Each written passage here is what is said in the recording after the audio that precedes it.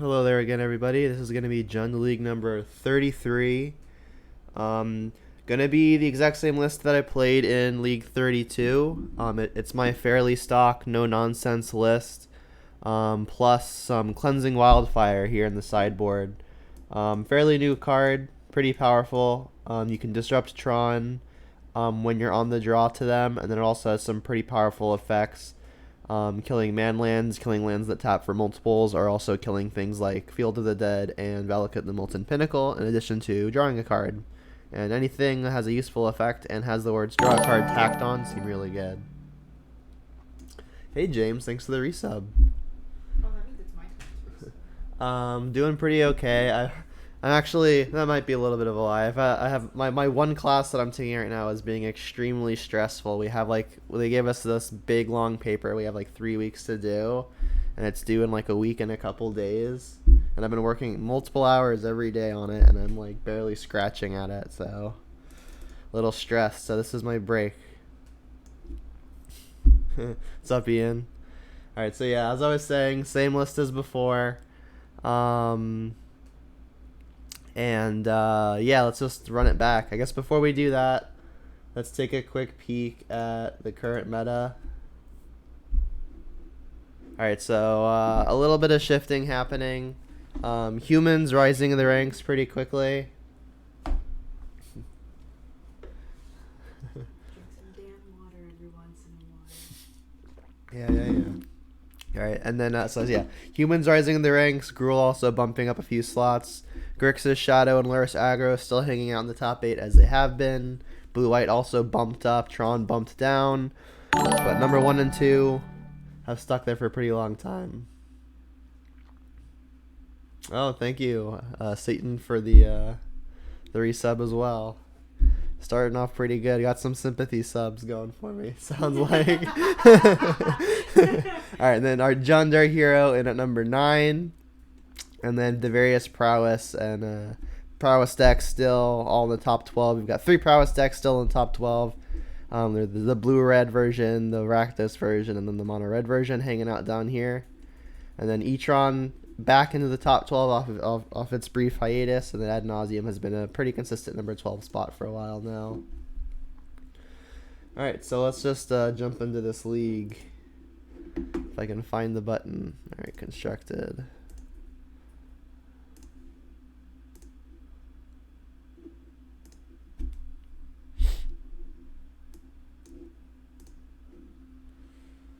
Yeah, so I'm very exhausted currently because this project has been sucking the energy out of me.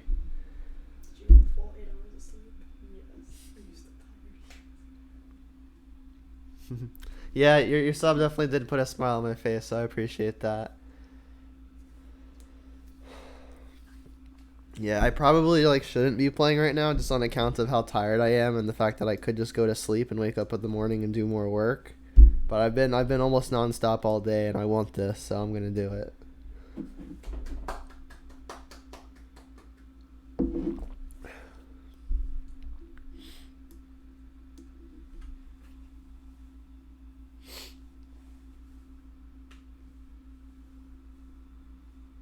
Oh, let me edit my current record because we are not 4-1.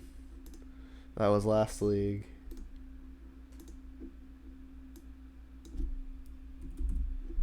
There we go.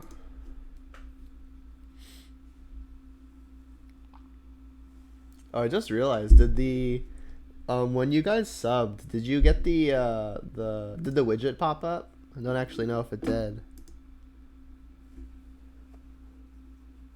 Oh, I'm gonna complete the league because I want to complete the league, not because I'm too tired.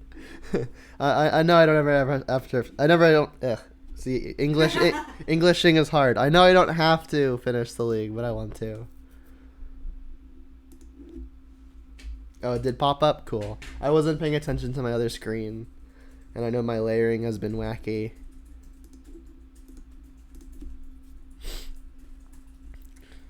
So if we're playing versus red-green, we've got all of our mana, which is nice. Dark Slick, so probably Ad Nauseam, which means our hand is pretty garbage. Oh. Okay, well, I guess it could still be Ad Nauseam.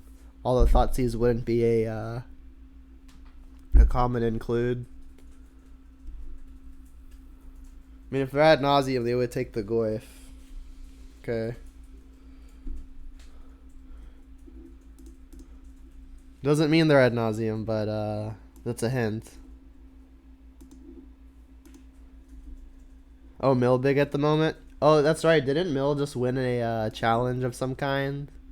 Haha. Hit him with the Moto bug. Alright, well, please don't have surgical then.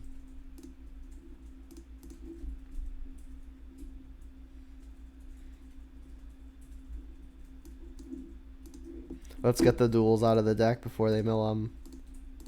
Yeah, Tarmogoyf probably the best threat versus Mill, just because it gets big so quickly. They have like Fatal Push and stuff, but hopefully they don't have one.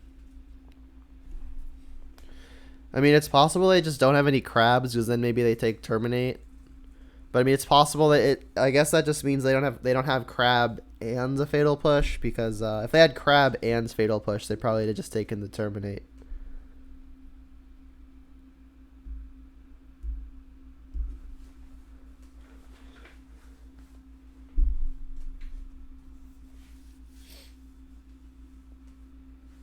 Yeah, Mill feels like it's probably on the good side of matchups, just because we have pretty quick clocks and a good amount of disruption. An early Mesmeric Orb would be annoying. The only answers we have to that main are Kolagon's Command and Maelstrom Pulse. Alright, there goes Bloodbraid. Let's draw my one tracker. That'd be sweet.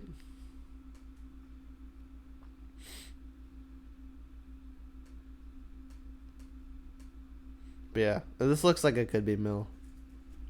Cling. I should probably just pop that off now in the chance that I draw a 2-mana creature that I want to play. I think I'm going to get basic Forest here. Forest can't cast Terminate, which is going to be awkward. But if I draw Ooze, I'm going to want lots of green to make it large. So, I mean, my life total probably doesn't matter. I could probably get away with the Stomping Ground. I'll play the Mire, so if I want to get basic Forest, it's still an option at some point. And I could even fetch first just to take something out of the deck. Since my life total really doesn't matter, I think I'll just do that. I mean, we're assuming they're Mill. It's gonna be kind of this play is kind of silly if they're not. I guess in the off chance they're playing Snapcaster, I'll eat a Fatal Push.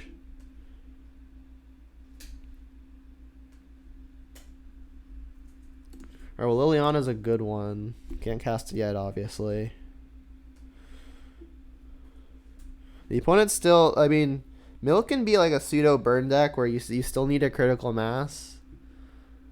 So, I mean, Liliana's good for reducing the critical mass.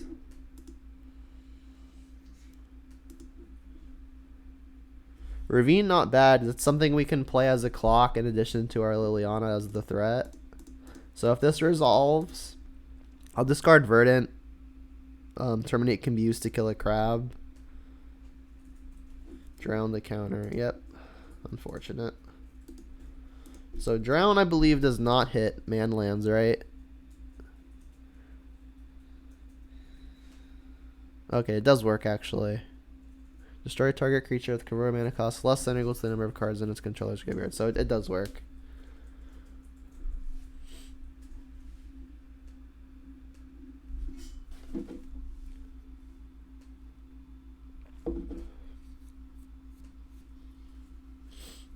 Yeah, I mean, it could be Dimir control. I mean, I think all of these cards are things that, because I did see a quick picture of the blue-black Mill deck that won the thing recently, and they were playing all of these cards.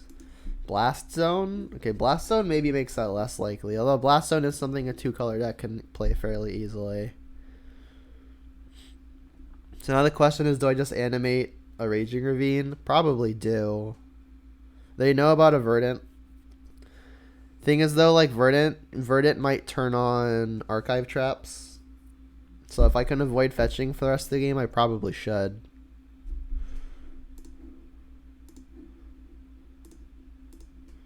Alright, let's just hope this works. I got nothing else going, so Seems pretty straightforward.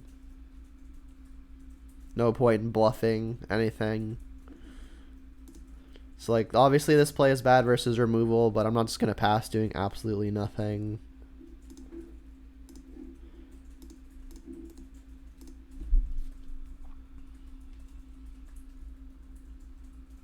Boo.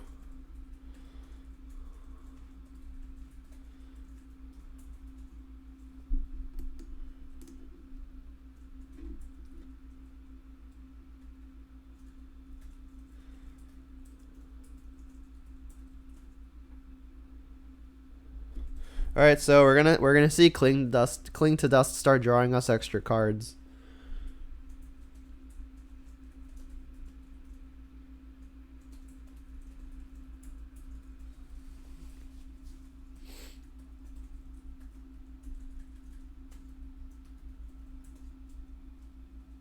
I missed your comment, Ian. Dark Slick, so probably red green. Yeah, probably.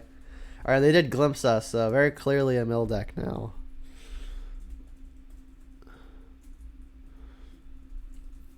And again, I should probably just avoid fetching when I can. Plus, if I draw a tracker, maybe I want to play the Verdant after the tracker. So I'll plan on end step casting Cling from my yard.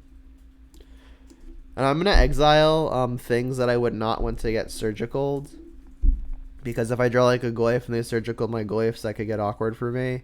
The other awkward thing is if I hit Ooze as my threat, I'm going to want things to eat. So let's just get rid of anything, really. Pay some mana. I'll leave a Walker to keep them big. I mean, I guess I'll get rid of Goyf. I don't want them getting surgicaled. Same with Bloodbraid, really.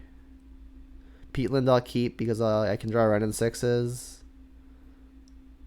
Don't really need Forest. I'm going to get rid of Blackleaf Eclipse. That's never going to do anything good for me. Same with this Terminate. I could target one of my own things with Cling. Hey, there's a Goyf. An Inquisition. Alright, so hopefully this Inquisition can clear the way for the Goyf. Unfortunately, we know about Field of Ruin.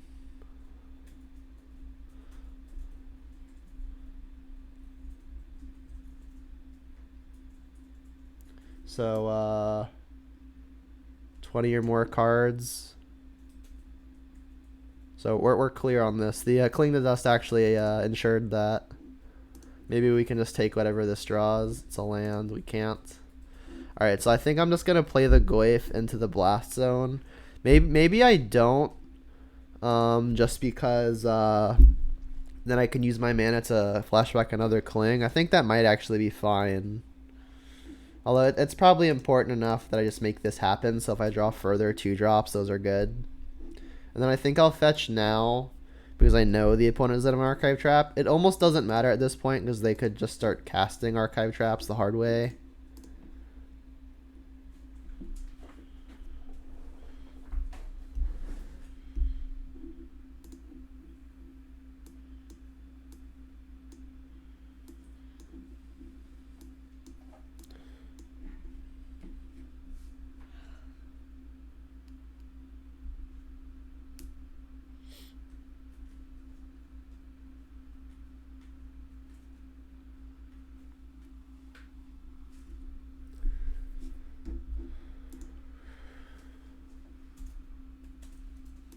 So they did not play their Polluted Delta. Probably a consideration of what if I draw Liliana of the Veil.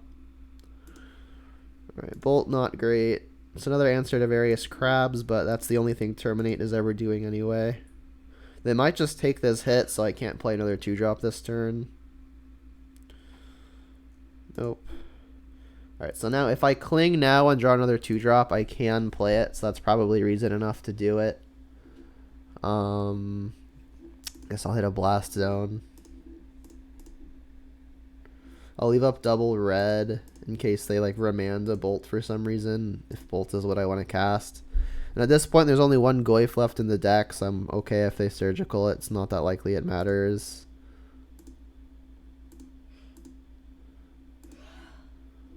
Done. So 2-drop please. There's another Glyph. There are 2 Scavenging Oozes, and also there's Ren and 6. Ravine's fine. That's an attacker.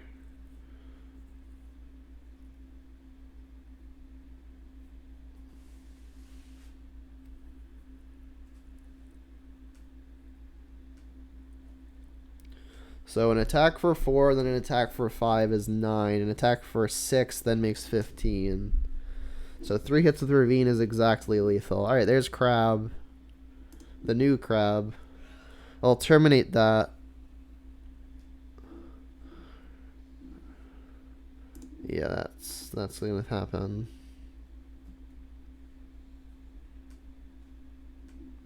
Alright, with that on the stack, I'll terminate. They can just sack 2 lands in response and mill me more.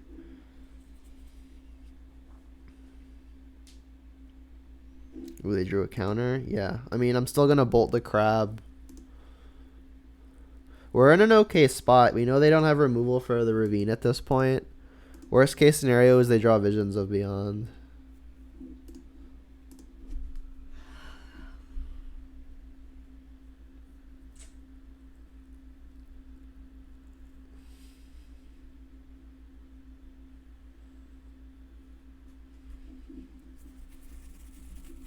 So we're at an effective 17 in library thanks to this fetch. Let's call it 14 since I can't kill them for another 3 turns. And we have to draw cards every turn.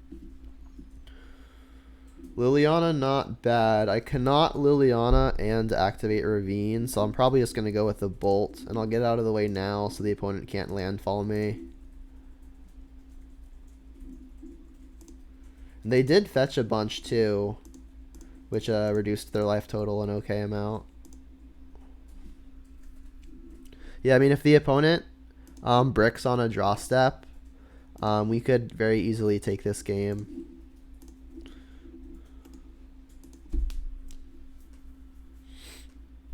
We're at 16.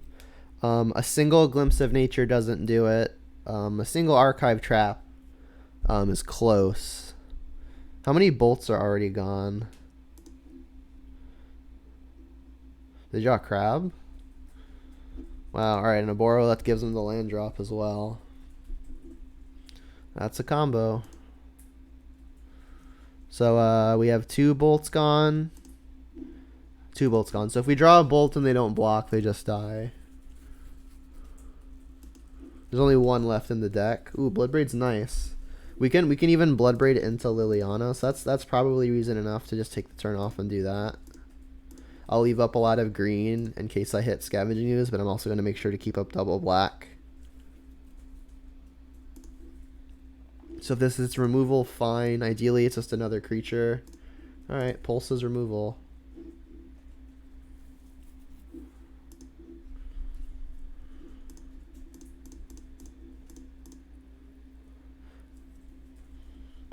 Alright, so short of exactly an Archive Trap here, I think we win. Ancestral Vision. Sorry, not Ancestral Vision. Visions of Beyond into multiple mill spells also does the trick. Vision. It's funny. Glimpse of Nature. Not Glimpse of Nature. Glimpse the Unthinkables is exactly 1 short of lethal. Kind of funny. Alright, Field of Ruin deals with the Raging Ravine and gives them another look at it.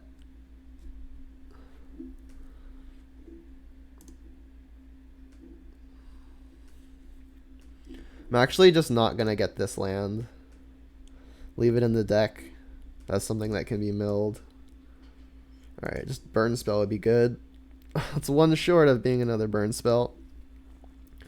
I mean, that at least ensures that they can't fetch anymore, and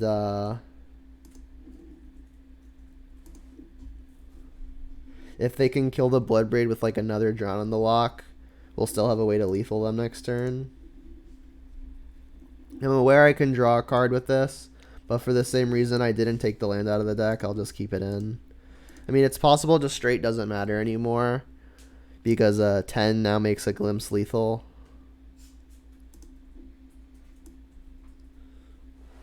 So we really want to dodge Visions of Beyond, and we really want to dodge Glimpse and Archive Trap. So I mean, there's a good chunk that just does it. Holy crap. Yeah, there's no way to dodge this. I can't have 20 cards taken out of my 20 cards total in my yard. I can only take out 6 of them. Yeah, there's still more than 20 by a lot. Hardcast the Archive Trap. I'm still technically not actually dead. If I Cling to Dust here and I draw a burn spell, if I draw my last lightning bolt, I can bolt them in my upkeep.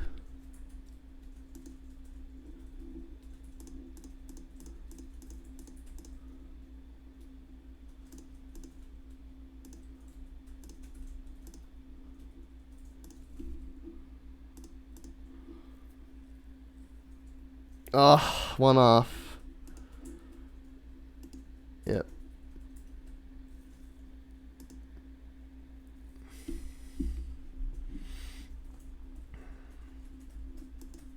Very close.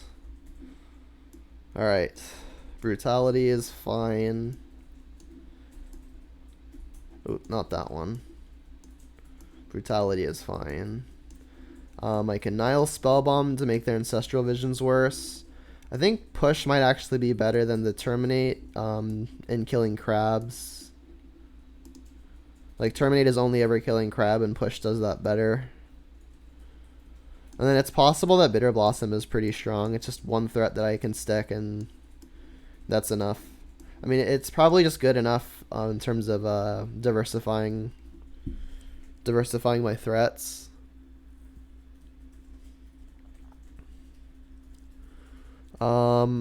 Renin 6 doesn't actually kill a whole lot, but it will buy back lands a decent amount, so I'll keep 2. Maybe I don't really want this other Terminate. Brutality kills only the O2 crab, not the O3 crab, but I'm also bringing another Push, which is another way to deal with various crabs.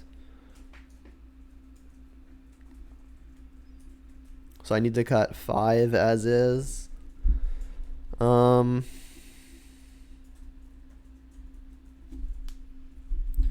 Tracker seems on the slow side, so maybe I cut that. I think I need the Pulse and the Kolaghan's Command for stuff like Mesmeric Orb. So not exactly sure what I'm actually supposed to cut here. I mean, I guess things like Inquisition and Thoughtseize are bad top decks. Thoughtseize hits Archive Trap, so I think I'll keep that over Thoughtseize. I think I'll keep Thoughtseize over Inquisition. Cut 2 more. Not cutting any of my threats. I know I have a minute left. Maybe like 1 Liliana, just because it's expensive. I mean, maybe this many pushes is excessive. Yeah, I like Cling to Dust a lot. It makes their drowns worse, and it makes their ancestral recalls worse.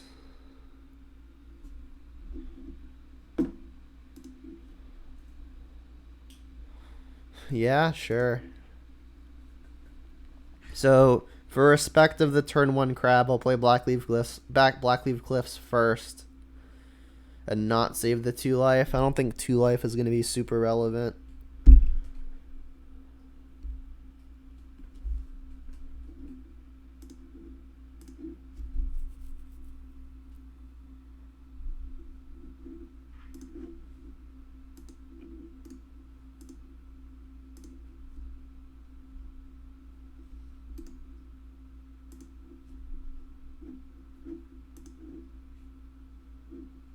Alright, if they've got the Fatal Push, so be it.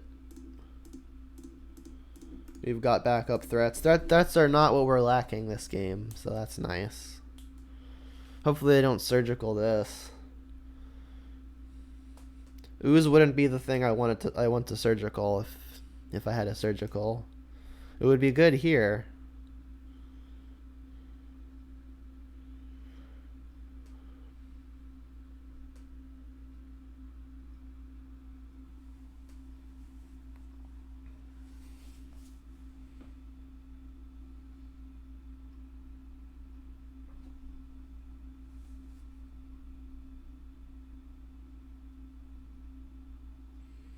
You entered the imposter check. All right, you got it. I got you. I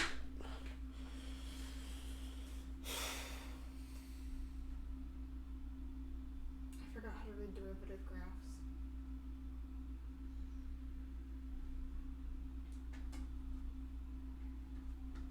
Those aren't that bad. I can teach you later. It's literally just like, this is the graph, this is the first derivative, this is the second derivative. Yeah. I'm just like, what?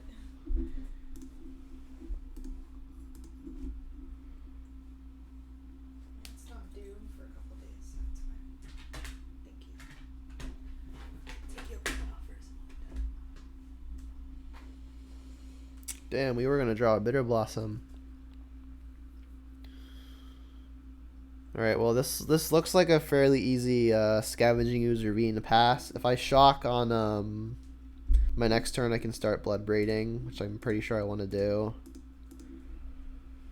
That plan might change if the opponent plays a crab, and that in which case I may decide to just push and eat 2 things.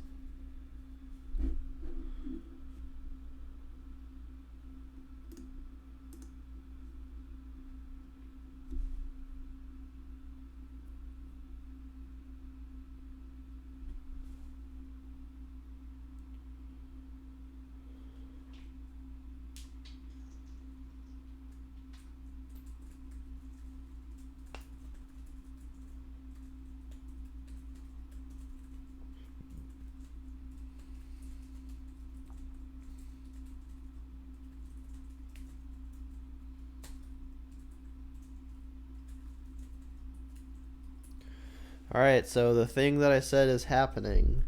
Is the upside of casting Bloodbraid and hitting removal strong enough? I'm actually leaning towards just casting the Bloodbraid. Not only is the upside high, but if it misses, next turn I can Bloodbraid and Fatal Push and just really apply max pressure. It'll be awkward if I hit a 2-drop and this Blast Stone swipes 2 things. But I mean, it is what it is. The opponent could have Archive Trap. But I mean, I'm gonna wanna fetch with this land, so I guess I should do it sooner rather than later, so future Archive Traps don't get me.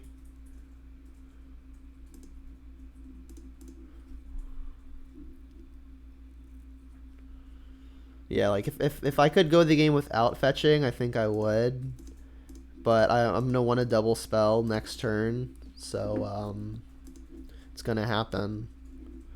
Alright, Spell Bomb, not great. That'll turn off Ancestral Vision, or whatever the Ancestral Recall card is.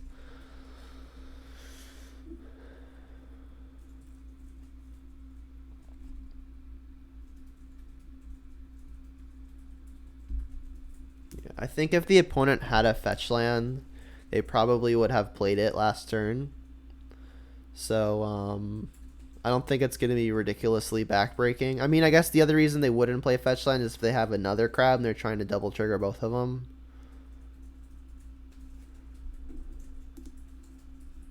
Well, push is fine. I've got more threats where that came from.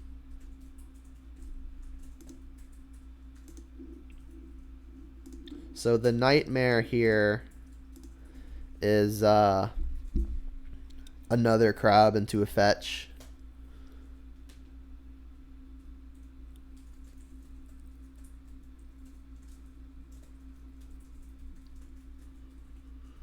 Well, they haven't slammed it yet, so that's good.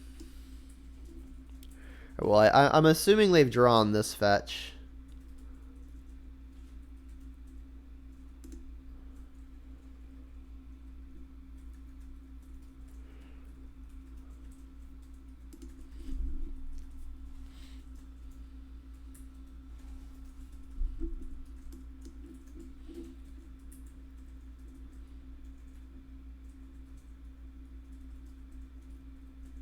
I've got 19 in the yards in the card currently. Cards in the yard currently. If I sack Spellbomb targeting myself, there'll be a moment where Spellbomb is the yard making 20 cards, so they can still Ancestral Recall.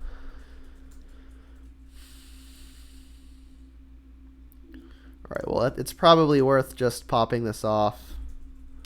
If they've got another one, it's unfortunate. But if I can turn this draw 3 into a draw 1, I think I'm gonna. I mean, that's why we brought that sideboard card in. Yikes. Alright, well, the good news is that's not going to stick around for very long. They hit 3 lands and a Bloodbraid off of that. So we're going to push the crab and then attack. Probably just Ashiok, Ashiok.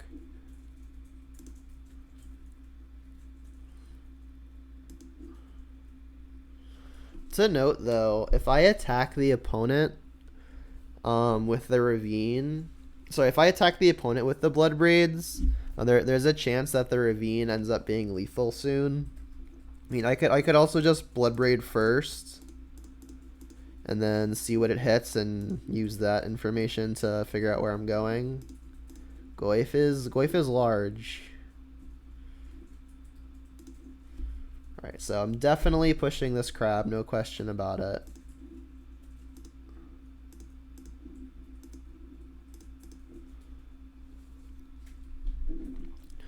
And then, so if I attack the opponent down to 7, I've got a plethora of lethal threats next turn. They would really need a lot to kill me. I'm at 23 cards in the library, so this can knock me down to 19. I'll be on 18 on the draw step, so there's no one mill spell that does it. Let's go at them. Yeah, they're at a low enough life total where I think I'm okay just letting the Ashiok hit once more. Yeah. Because next turn I'm gonna have 4 things attacking. They have to stop both the Tarmogoyf and the Ravine. Like if they just take a hit from 2 Bloodbraids, they go to 1.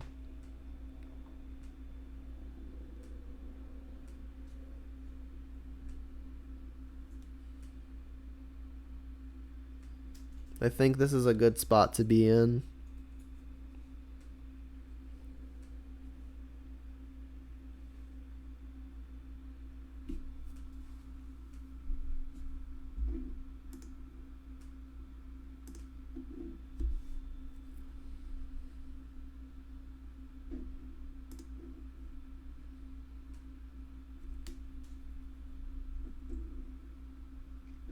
This ordering from the opponent is a little funky.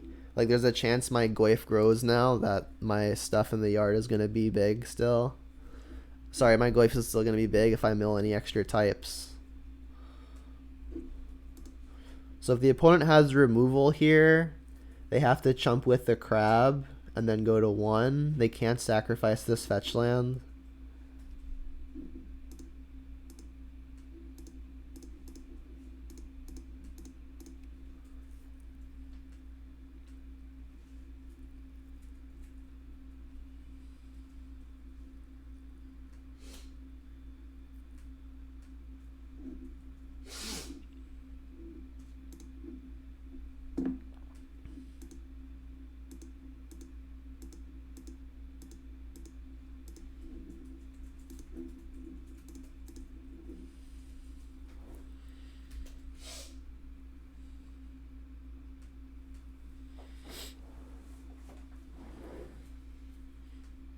So if they don't have removal, this should just be lethal. If they do, again, they go to 1 here and have to chump with the crab. And then their fetch land is dead. I lost game 1, James. Don't know how long ago you asked that. Oops. We were very, very close. We got them to 1, and then they needed a top deck. And they hit a Ancestral Recall.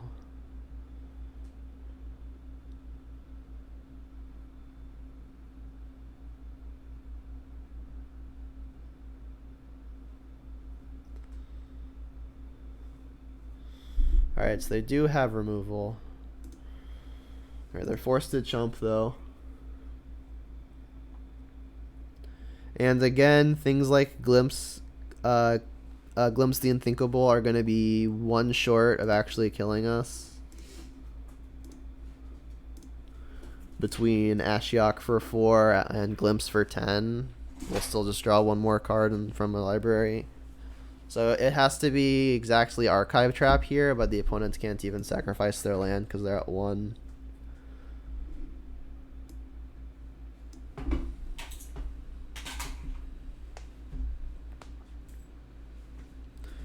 On the draw, it may be more important to kill the crabs. You got him, J Bears, indeed. We gotta get him once more though. Alright, so I see an argument for any of these 3. Even the Liliana, really. I mean, Liliana's really only ever killing a crab. The plus can be nice though.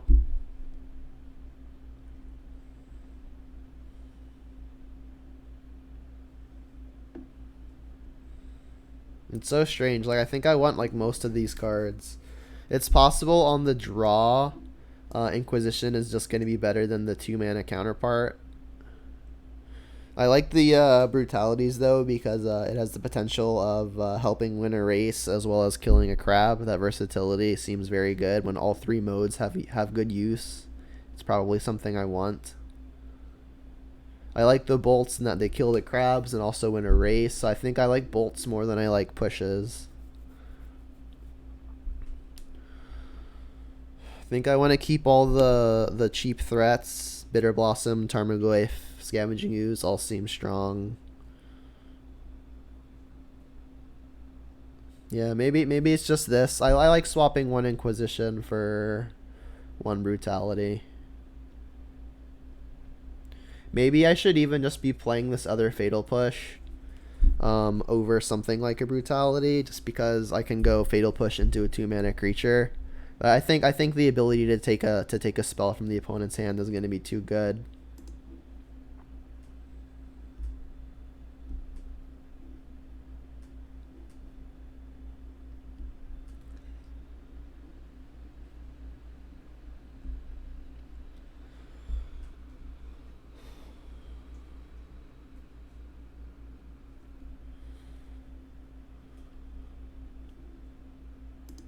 Alright, we're missing a threat and the color, but our disruption is great. The opponent has also mulliganed.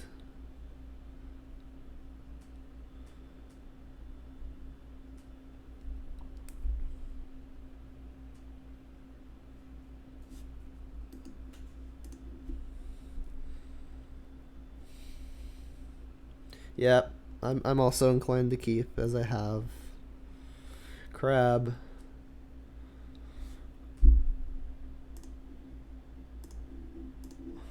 Alright, well we don't have the answer to this crab quite yet. They have double Archive Trap. I guess that's something to know about.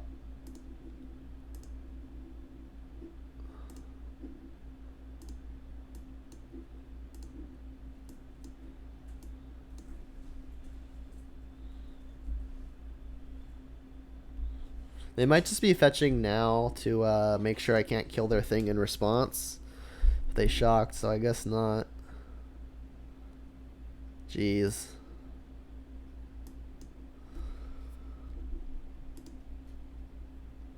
Alright, well their hand is Trap. I mean, that kills crab.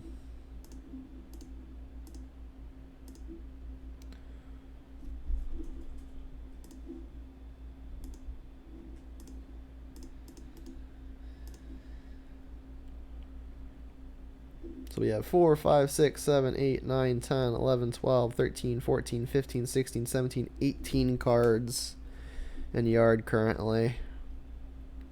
Oh crap, Field of Ruin means they can force us to get Archive Trapped.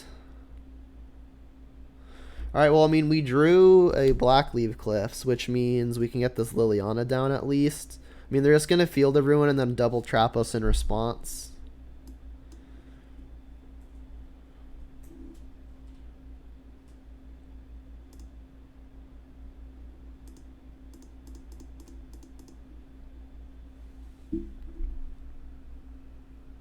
Field of Ruin was kind of a good draw for them. Like, if they had drawn any other land, then this Liliana feels great.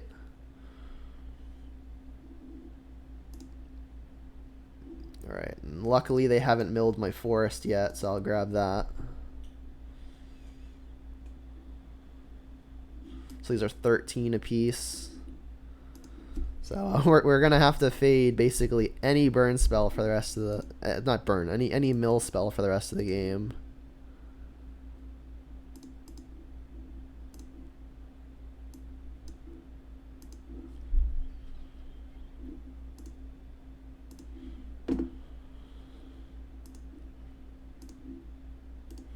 I mean, we have Kolaghan's command to buy back a Tarmogoyf, and Tarmogoyf is going to be quite large, but as soon as the opponent draws a glimpse, we do just die. So I guess what I should be doing now is I can draw step the Kolaghan's command. The issue that I could run into there is if they draw Drown in the Loch, it's really backbreaking. So I could just do it now. But I mean we're dead to any mill spell anyway. But we're not just straight dead to a drown, because we do actually still have 2 Tarmogoyfs in the deck. It looks like we only milled 2 so far, so we're live to drawing more. So I think I'm gonna go for the draw step on this. The question now is, do I want to plus Liliana of the Veil? Oh, that is true. I can Spellbomb in response to fizzle it. Well, actually, that doesn't really work, because then I don't get the Goyf back anyway, right? My Goyf would be out of the yard. So Spellbombing it would be clever, but I don't think it works the way you want it to. Does working towards ultimate do anything? I guess it does, in that if the opponent draws like land into Archive Trap, maybe we can have the ultimate reduce their lands. So yeah, I'm just gonna go for this draw step and then hope.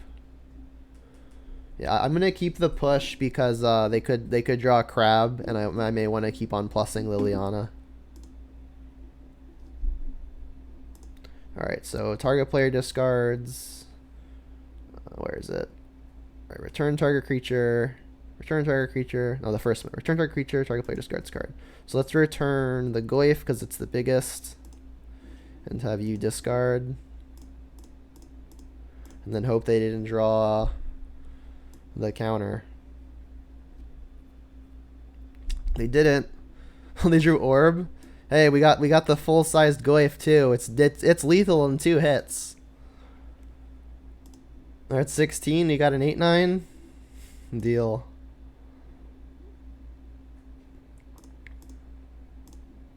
Alright, and now we can leverage the spell bomb. And again, I'm gonna keep the push.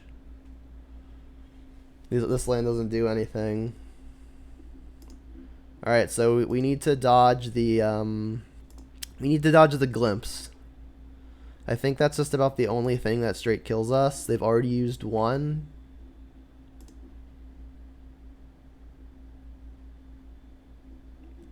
Alright, let's spell bomb. This is gonna shrink the Goyf a considerable amount.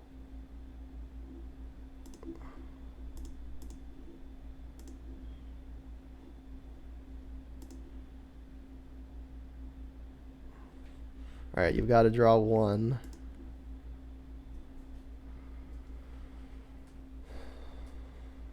Crab. Alright, well, we've got to push for that. And we can ultimate Liliana. It's going to be close.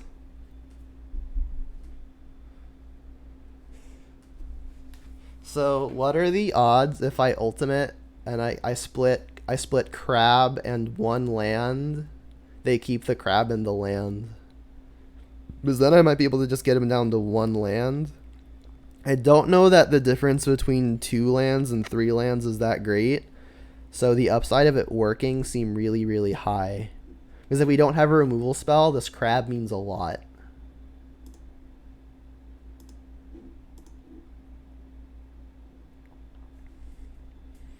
So I'm gonna put like crab, watery grave, and then if they keep the crab, we'll just push the crab, play Goyf, and that's probably game.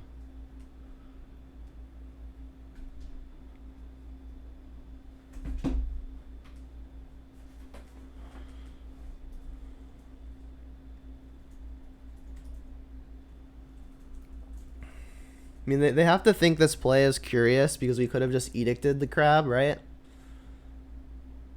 But like from their viewpoint, this play could do a lot of things, right? Because we're dead to a mill spell.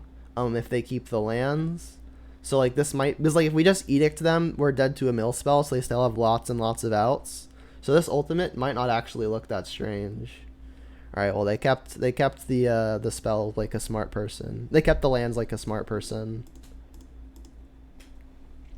All right, they have to draw it this turn.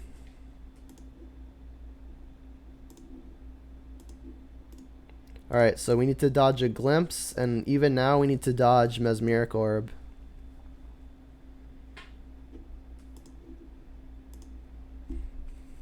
Gotta get lucky now. Alright, Fielded Ruin, that doesn't do it. So I think we win.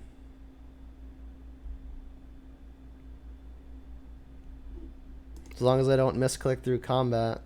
And I'm tired, so I don't put it past me. Alright, we're on our main phase. Let's go to beginning of combat. Let's go to attacks. Attack. Bam. Nice.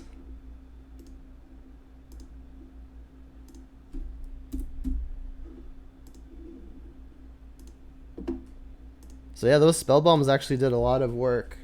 It stopped an Ancestral Recall from being an Ancestral Recall more than once.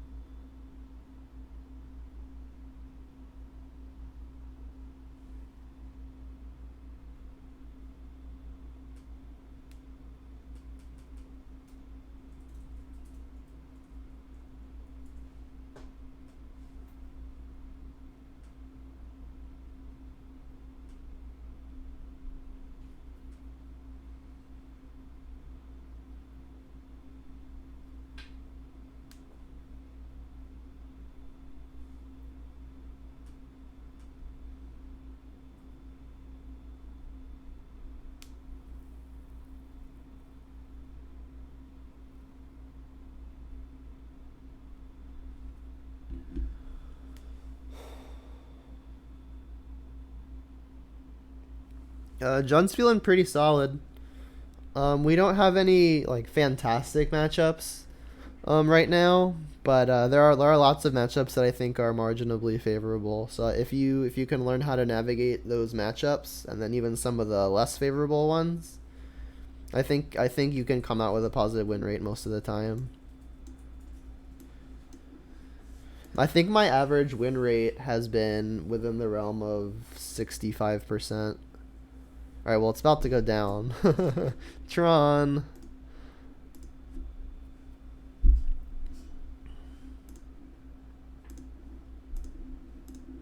Alright, well, if they only have one route to Tron, like one Sylvan Scrying, then maybe this will be good.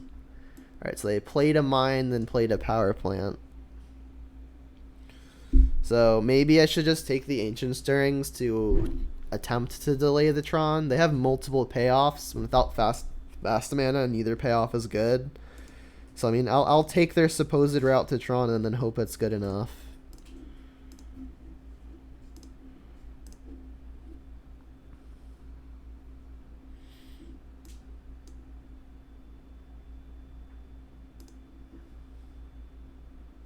Alright, they didn't draw Sylvan Scrying, that's nice.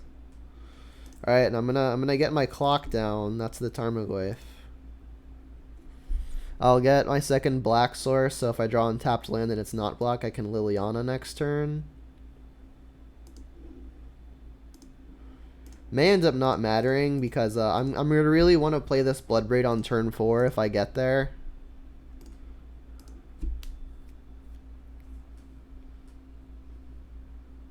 Yeah, I would agree with that. Alright, well they drew the Tron.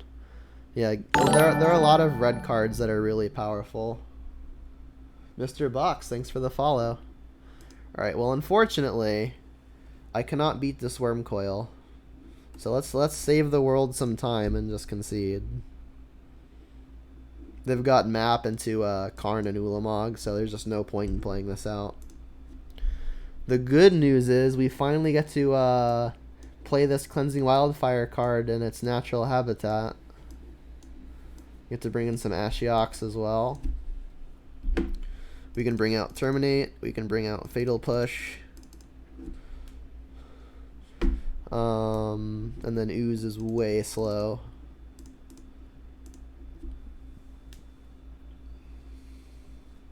Every once in a while I like a Terminate because you can kill some of the stuff that Karn gets.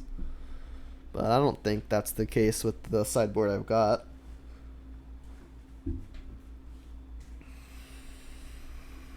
Let's just submit this. I mean, I guess I could take out a Cling, but a Cling might be a redraw to something like a Cleansing Wildfire or a Damping Sphere. Yeah, let's just give this a go. I definitely like Lightning Bolts over Fatal Push. Bolts can finish off Planeswalkers and also go to face.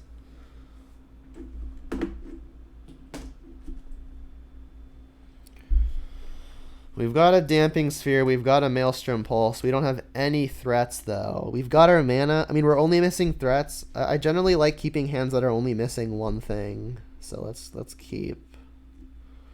And I'll start fetching to take lands out of the deck. It's a pretty marginal upside, but I mean, I'll take any half of a percentage point I can get.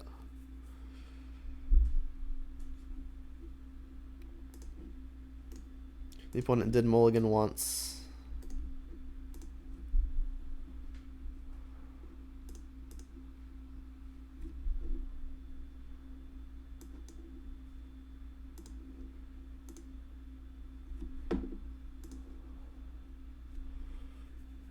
Tarmogoyf.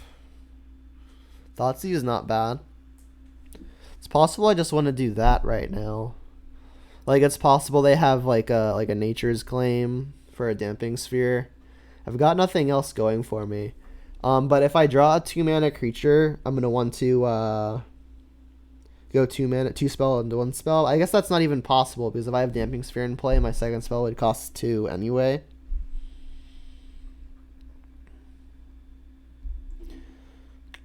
Yeah, I'll Thoughtseize first. This way, if I draw like more hand disruption, I can Thoughtseize and Damping Sphere after the Thoughtseize. Right, well, Mine, Power Plant, Tower. They've got the Tron. They're very likely to just hit their land drops naturally, in which case Worm Coil is going to be the hardest thing to deal with. I'll continue taking lands out of my deck.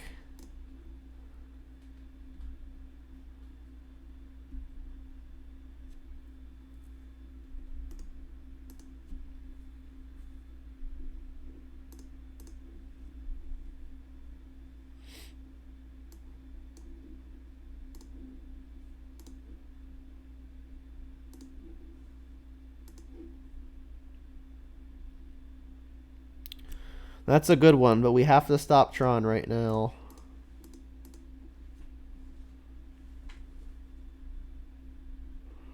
I'll continue taking lands out of the deck when I can.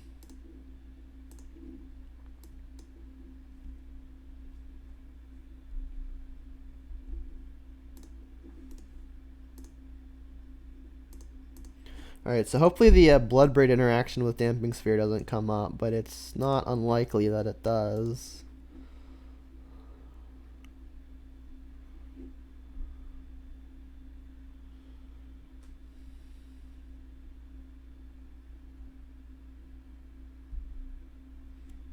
Gonna need to find a threat sooner rather than later, else they're just gonna hardcast their stuff at some point. Kolaghan's Command's a nice pickup. I think I'm just gonna get the Ashiok down. I don't want them Sylvan Scrying for something like a Blast Zone.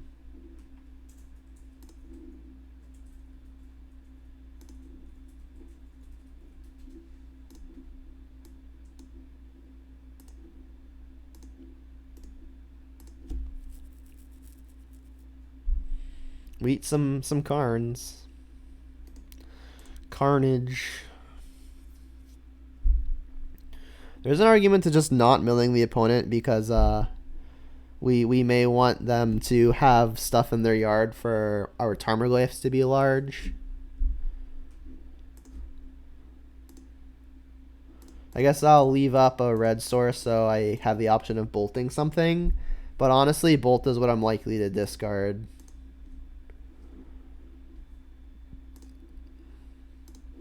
Liliana, a pretty nice pickup here, assuming they can't find an answer for the Damping Sphere. Alright, and that's one of the new cards. Yeah, I'll just keep milling them. It seems fine. Again, it makes their glyph slightly smaller, but this is fine too. Alright, go. Not unlikely that this Kolaghan's command has a discard mode attached to it. Here comes the Thragtusk. Find a threat to pick up a K command. Yeah, there's a good argument to that. It's still possible. Although this turn may need to be devoted to pulsing the Thragtusk and then eating the token. We're on the mill plan.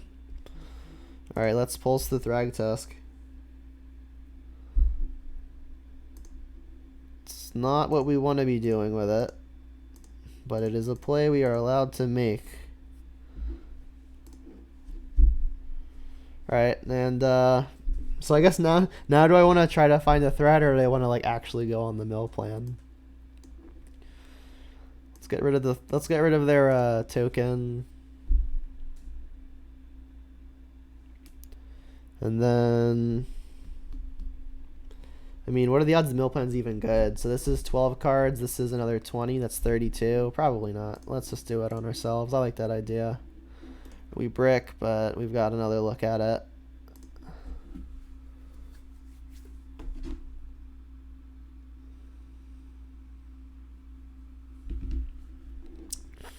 Alright, so next turn they get to just play a Karn. Unless we draw Thoughtseize. Not great.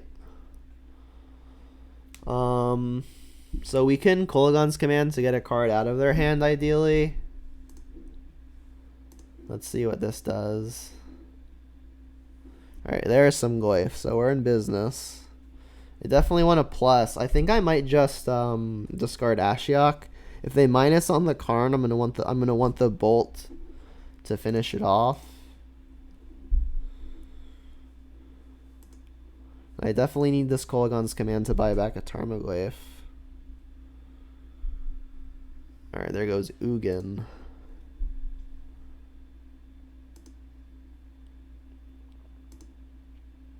Yeah, like if they go Karn minus on this Damping Sphere, they have a lot of mana.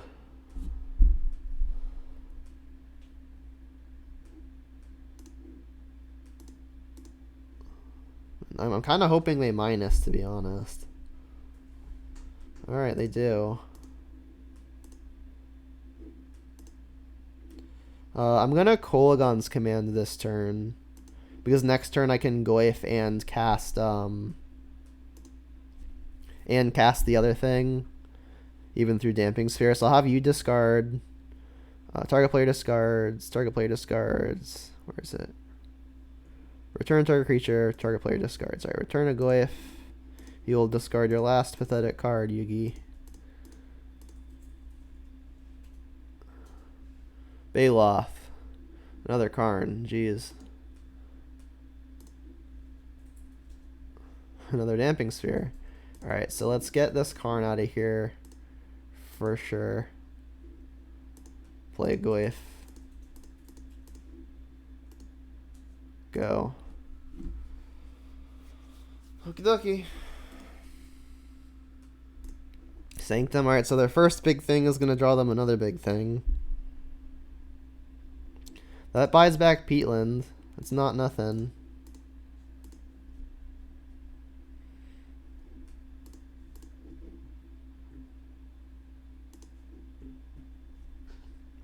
I could play second Damping Sphere here. Is there a reason to do that? Not sure that there is. I mean, it might just be nice to get it out of the hand. I mean, the reason to not do it would be to be able to sack Peatland. I think I want to sack the Peatland because if I hit Bloodbraid next turn, I'm gonna want to buy back a land, play the land, and then cascade and play the cascade thing. All right, so now we need to fade.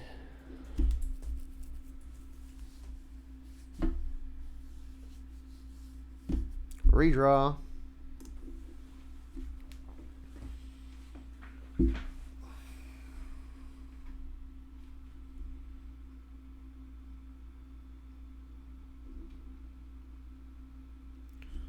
Alright, so they did not draw something that costs less than 6. Remember, they can cast... Actually, no, they can't cast a 5-drop, so... Whatever they've drawn costs 5 or more, or it's another land.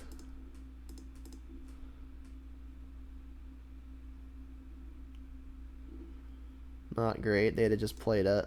So that probably doesn't do anything. Perfect. Alright, there's the Bloodbraid. So we're rewarded. Let's return the Peatland. Play the Peatland. Play the Bloodbraid.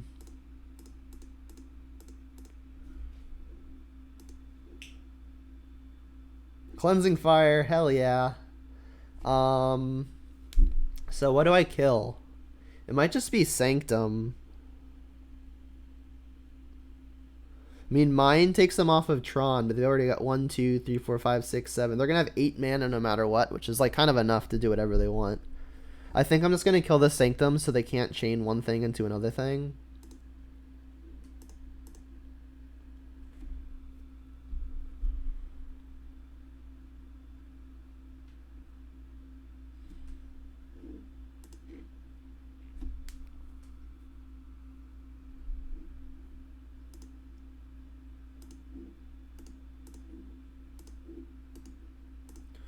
Alright, so it's gone pretty much as well as it could have.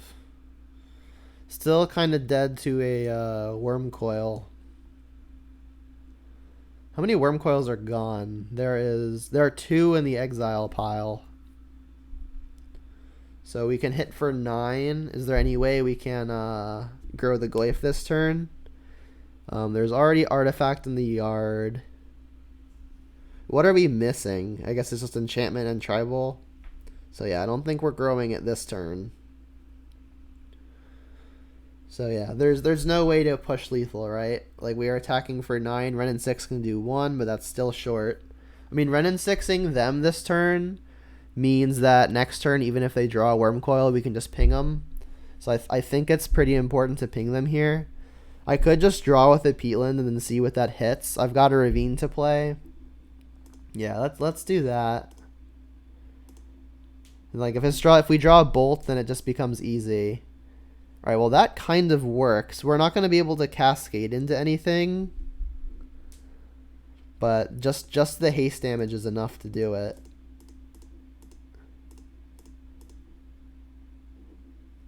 I will reveal a card that I cannot cast. Sweet. So yeah, good spot, Mr. Box, trying to buy back a creature. It ended up working.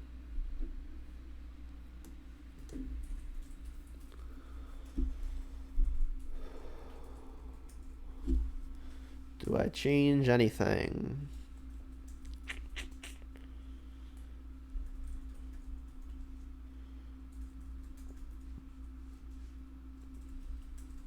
Don't think I want to change anything. Like there's an argument to wanting to play Grizzly Bear. I don't think it's a good argument. Let's just run it back and try to disrupt Tron.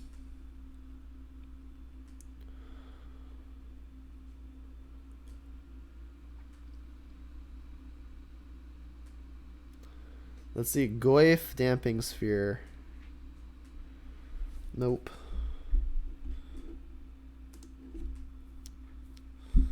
Yikes. I don't think this is a keeper either.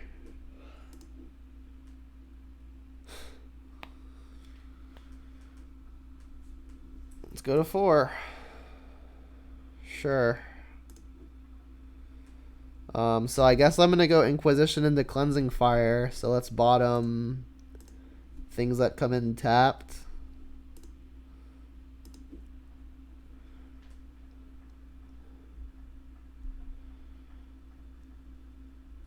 I kept the 7. That's scary.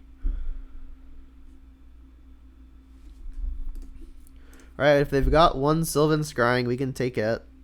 We need a Goyf. Goyf would be the nuts. Nope, not quite.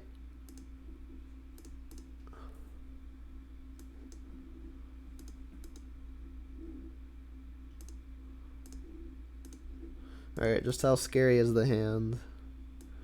We've only got one Sylvan Scrying, so we're taking that.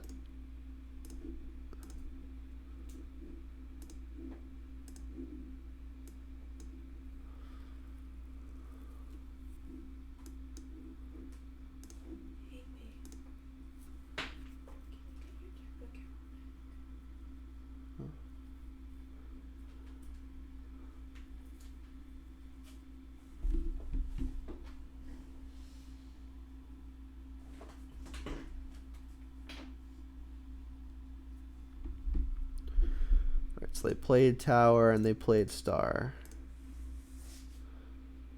Alright, Ashiok not bad, but I'm definitely just gonna pop off this Cleansing Fire. Gonna get Overgrown Tomb, so I have double black.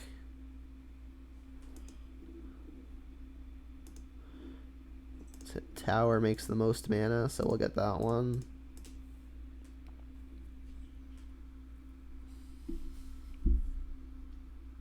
There's the Goyf. Alright, I mean, this is going about as well as a Mold of 4 on the draw versus Tron can go.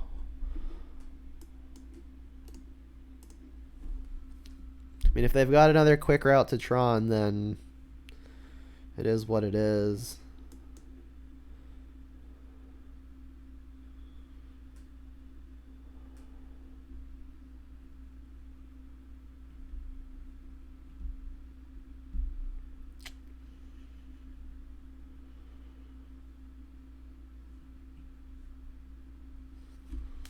Well, I could Thoughtseize. The issue is that they've got so many payoffs that if they spike the Tron, I don't think one Thoughtseize is going to matter right now. I think I'm going to prioritize getting the clock down and then hoping I can fade a turn of Tron. But I mean, their whole deck is just trying to put the Tron together, so. You got Dismember too? Rough. Well, now Goyf is a 5/6. Come back. There's the Tron. Alright, we're dead.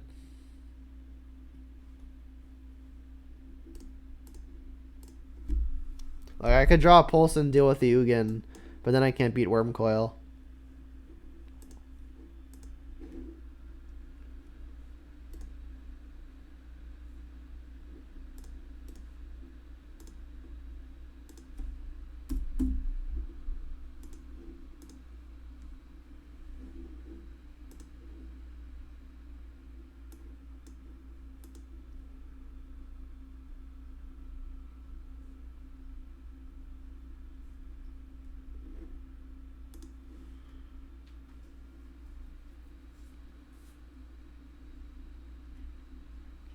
Lurrus. Alright, so this hand is going to be probably quite strong versus about any Lurrus opponent. I'll shock a Blood Crypt on turn 1 so I can Lightning Bolt on 2 and play Ravine. I'm expecting either black-red aggro or Bogles. More likely black-red aggro, but you never know. It's another mill deck. Alright, well I've got the bolt for the crab, so I'm not taking that.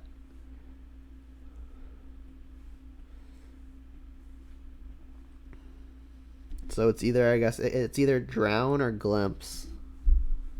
I mean, Visions of Beyond is going to be really annoying long run. So maybe it's just that. Because I don't really have a good way to interact with the yard before that card becomes good. Yeah, I can see that.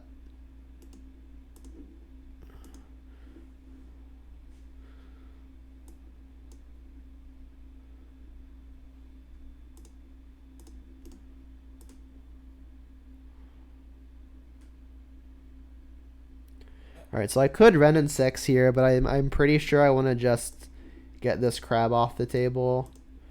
And then I can play Liliana next turn.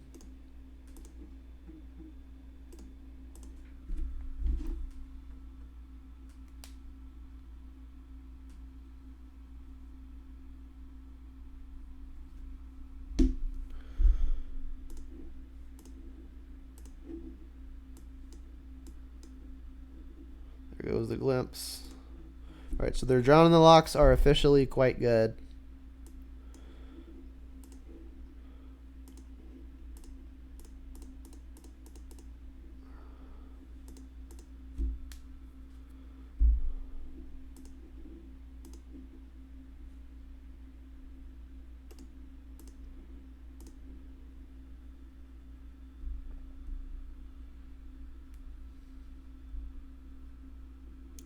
Manic Scribe, wow. Alright, well, I think I want to continue plussing Liliana, so maybe I want to just bolt the Manic Scribe.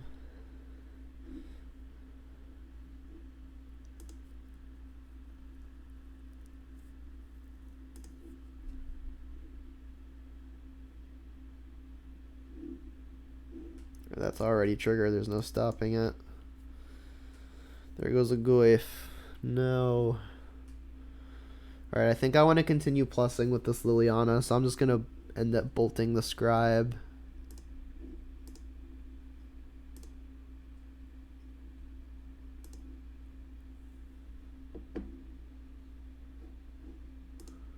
I guess I should have plussed first, so the opponent doesn't have the information when they choose to discard.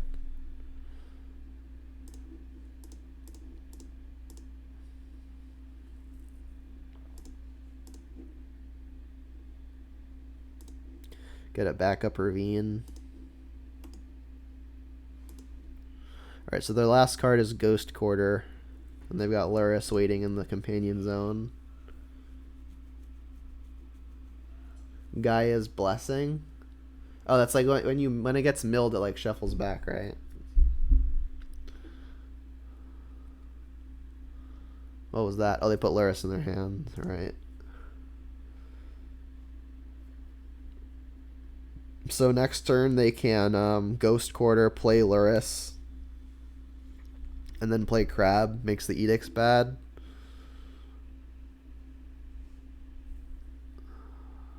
I mean, I do want to attack with the Ravine this turn, so I guess I'll plus first.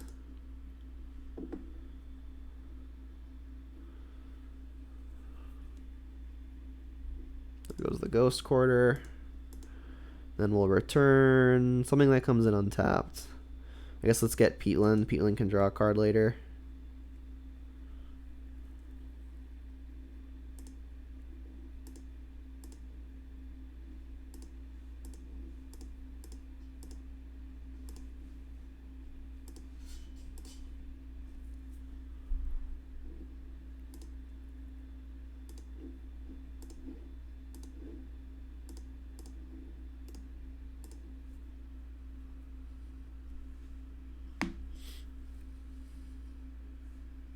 Yeah, I mean, if you're worried about specifically Mill, I can see Gaia's Blessing being good. Wow, they're not playing a land? Alright, well now Liliana gets to just Edict it. I could Ultimate, but that doesn't really seem great. Let's just get their thing dead.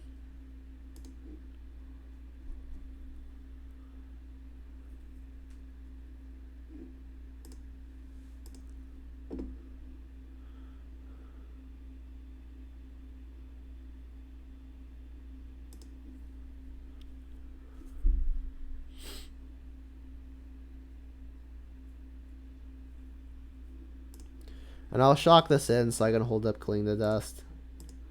I'll activate the Ravine, that'll attack for more. Because it already has a counter on it.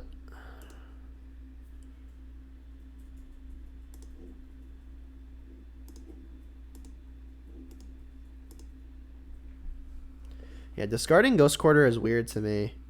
Because like they could have just played Ghost Quarter and then tapped their 2 black lands, leaving up Island, and then just like played a crab. So that probably tells me something about the rest of their hand.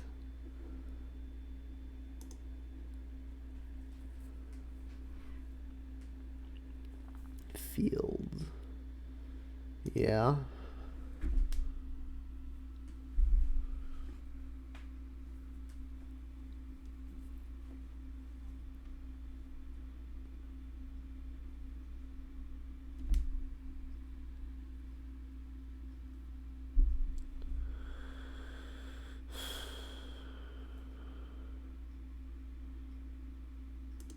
Alright, doing this now is a little funky. Because like, they don't know which Ravine I want to activate. I guess they're kind of forced to do it when they don't want to anyway because of the Liliana.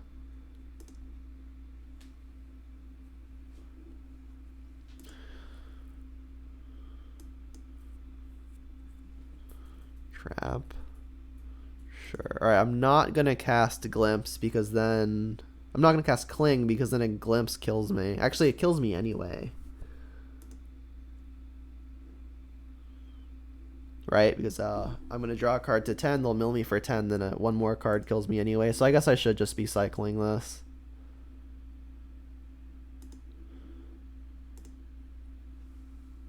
Alright, that's a good one. Means I can go up with Liliana. Not that it means a whole lot. Does that change anything? Don't think that it does. I mean, I can get a land back and then still attack with the Raging Ravine. Let's do that.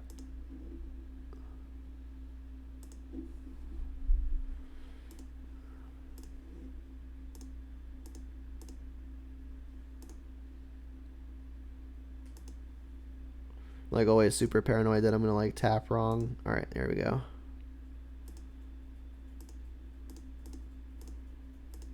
Alright, and then this should ensure that if they draw a removal spell, we still get to kill them. Alright, so we just need to dodge a mill spell. I guess Glimpse is the only one that does it. Like Archive Trap, they can't quite hard cast yet. Crab doesn't do it because I can Edict them. Alright, so that should be game. Cool, cool, cool. Mill, again. Alright, Spell Bomb was good last time. I like the Bitter Blossoms. And I think that was it.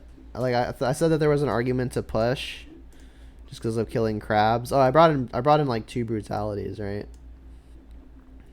Alright, I said that push was definitely better than terminate. Tracker was on the slow side. Cut 1 run in 6, I remember that. I think I cut 2 Inquisitions because Collective Brutality does something similar.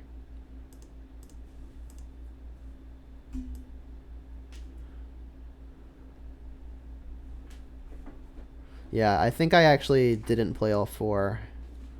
I think this is still right around correct.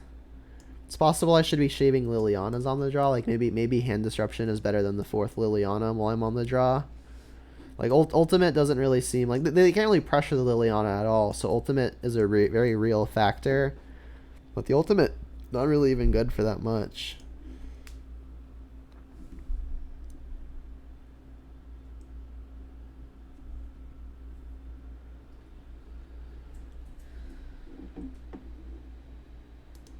Alright, we don't have an answer to an early crab, but we've got Spell Bomb, which we saw be very good in our first round versus Mill. We've got our best creature in Tarmogoyf, then we've got Lilianas to pressure the hand and kill their various crabs. So I think this is good. I wouldn't mind drawing like an Inquisition or a Thoughtseize off the top.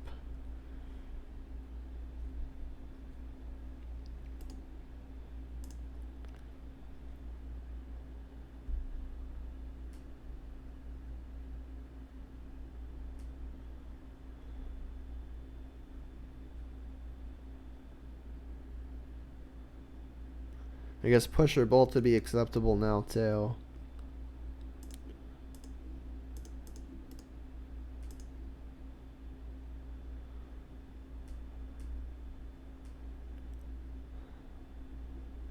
Oh boy. Alright, well, it wasn't a fetch land. Yikes. Alright, well, I mean, I've got the Lilianas to start edicting those. What do you mean? Alright, well, there's the kill spell. It's probably worth it to not play Tarmogoyf here. It's gonna feel really icky if they mill a Tarmogoyf and then surgical them. I mean, the only alternative is to lightning bolt here. I mean, I guess if they try to surgical a Goyf, I can spellbomb myself. If they play a fetch land with these crabs in play, it's just so bad for me. All right, let's kill this one. It's got more toughness. Kolaghan's command can kill the O2. And then next turn I'll Liliana Edict and then start plussing at the hand. This means I don't have a clock going down that much sooner, but I mean the odds they have removal are kind of high. It's kind of a tempo loss if I play Goyf and they just push it. Scribe, yep. It's another thing I'm gonna have to edict. Well, Goyfs are gonna be large relatively quickly. Should I pop Spellbomb now? I don't think so. I mean, this might be the only window where I get to draw a card off of it.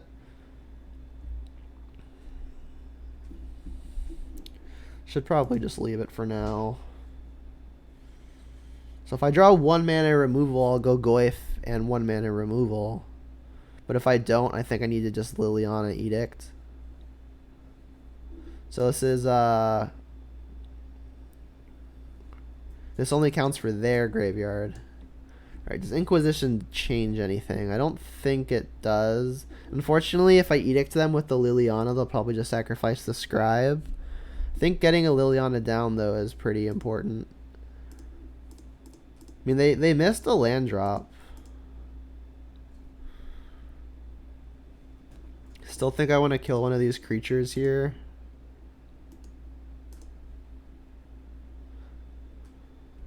I expect the Scribe to bite the dust, yeah.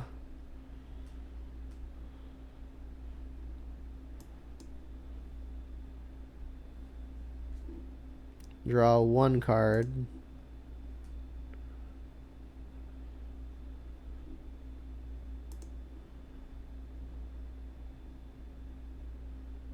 Orb. Alright, that's annoying.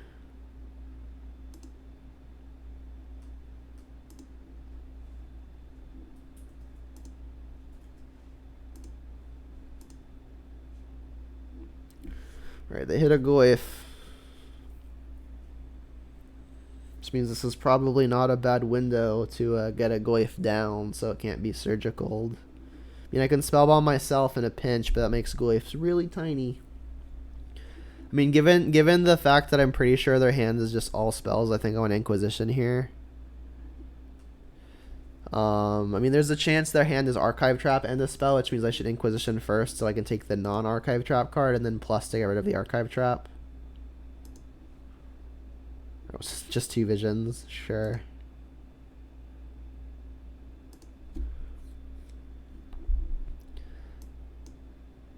So, I mean, Goyf is large. It's possible I want to just pop Spellbomb now for no card. And then I can plus Liliana, because I think I want the Bitter Blossom in my yard. That's 2 types for Tarmogoyf. It's actually the 2 types that are missing. We could have 8/9s. I mean, maybe it being an 8/9 is just good enough, right? Because I mean, they're already going to be down 3 Ancestral Visions. So let's just discard the Bitter Blossom. Have our Goyfs be 8/9s. And then have the Edict loaded up.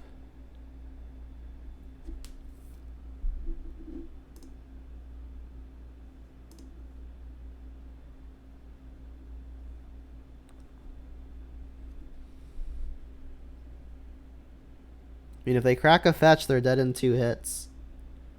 Oboro? Oh, they milled a Boro. I saw it over on the side screen and thought they had played it.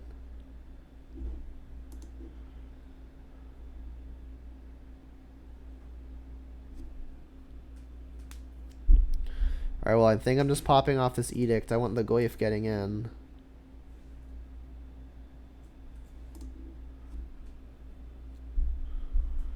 I mean, if they try to cast a... What's the stupid thing? Drown in the lock, I can spellbomb myself to fizzle the drown, but then my Goyf will only be a creature, land, instant. That's it. It'd be a 3/4. I mean, at that rate, it might be worth it just to let the Goyf die and then play the other one. I guess let's just see what happens when I attack. Because if it's a push, then this line of thought doesn't even matter.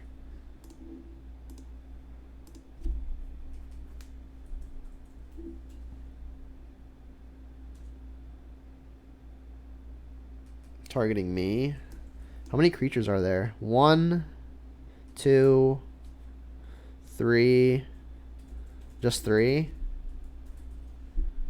That's fine. You can gain 9, take 8. I'll play second Goyf.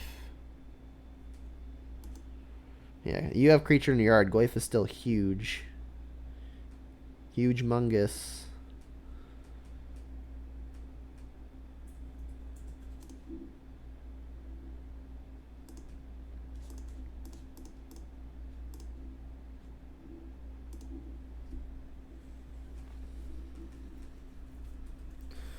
Looking good. Not even going to sack this fetch land. I don't want to expose myself to Archive Trap.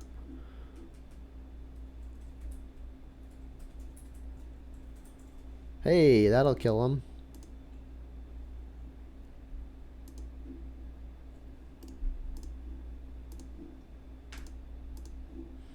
And of course I'll upkeep it. Oh, you gotta drown. Alright, well I probably just let it happen. Again, I could spellbomb myself, but then I'm only hitting for 6, right? Issue there is like if they draw another removal spell, then I have no threats and the orb can just kill me. So yeah, if I Nile spellbomb myself, it'll be creature, instant, land.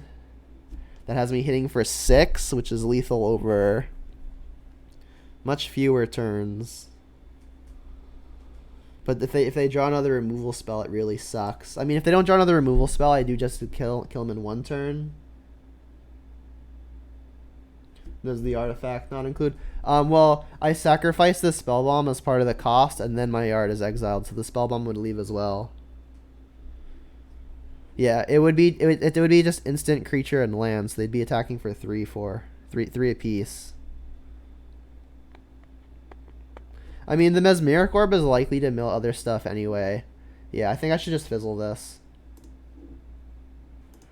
Again, it's going to be a hit for less than I would like.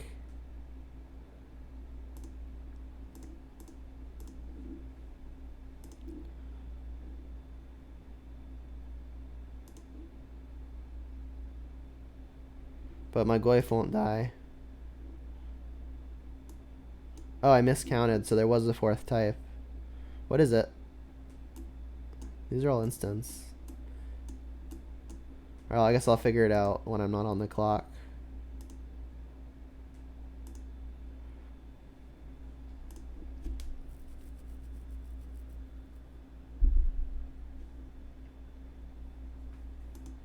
They discarded Damnation.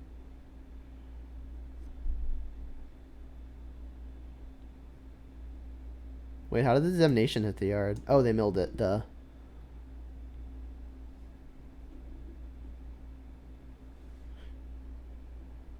Yeah, I don't know why the Glyphs hit for 4. Well, well, they're tapped out, so I can just bolt them now. I guess I don't want to show them stuff in my deck. I'll untap and just bolt them on my turn.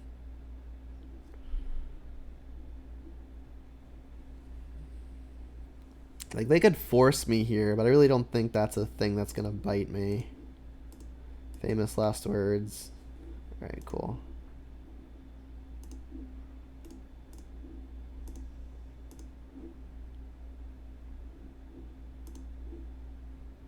Coolio. Alright, so we're 2-1 in the league, but 2-0 versus Mill.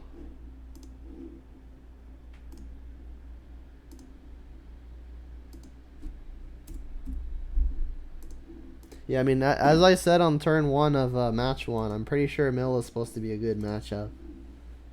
Goyf hits really hard really quickly. And then playing Bitter Blossom to make him an 8/9 is also cool. It's the biggest it can get. Without putting counters on it. I was about to say that they're capped. Yeah, there are 8 types, so 8/9 is the biggest.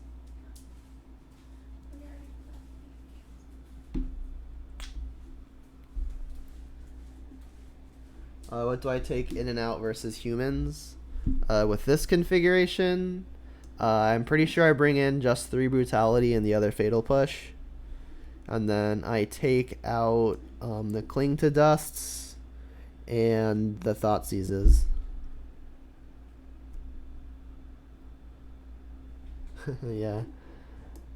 The longer you play a deck with Lightning Bolt, the longer the chances you have to make mistakes with Lightning Bolt. But yeah, against humans, Cling does actual nothing except gain 3 life. And then obviously, like, Thoughtseize in the top deck core is horrid.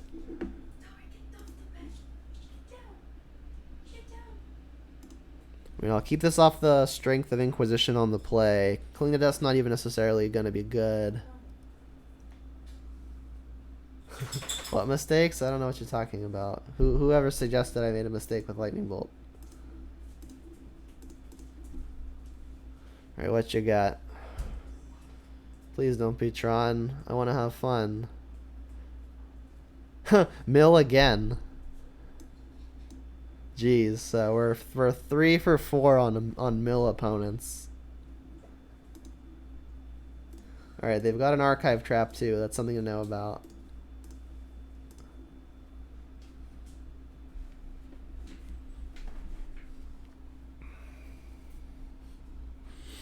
Man, Mill wins one thing and everyone plays this deck. This is why we can have nice things. Alright, so Dark Slick is gone. Another Inquisition is fine. We know it at least has a target.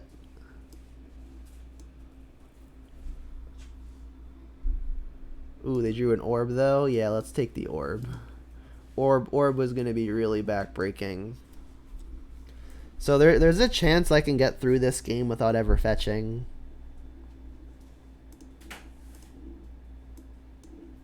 I'm gonna shock this in. It's kind of it's like a semi bluff, where like we're kind of hinting that we've got Fatal Push, but I mean it's Cling, and I am just gonna cycle the Cling. So like if I can get through the game without fetching, that'd be pretty nice. But I mean, if not fetching sooner rather than later means that if they draw another archive trap, they could get me with it. I'll leave the artifacts to keep the Tarmogoyfs large.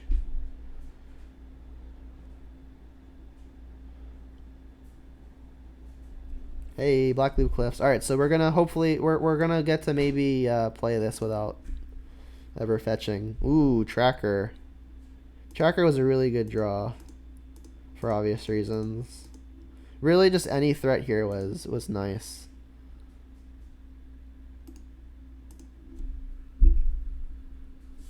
Field of Ruin. Alright, well, I forgot that makes them get to Archetype Trap no matter what. The good thing about it is that that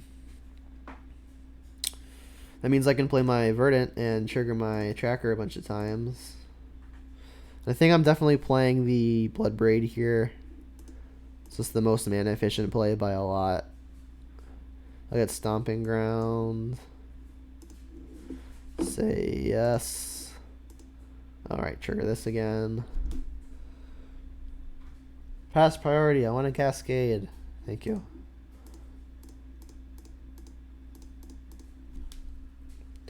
It's at a Liliana.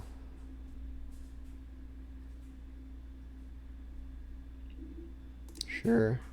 When we knew that was happening.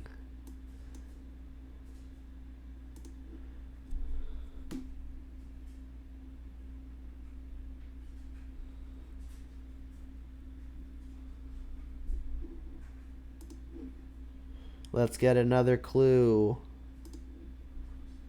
Luckily we had a land we could get. The opponent milled, I guess, both of our swamps. Bolt you. Take that.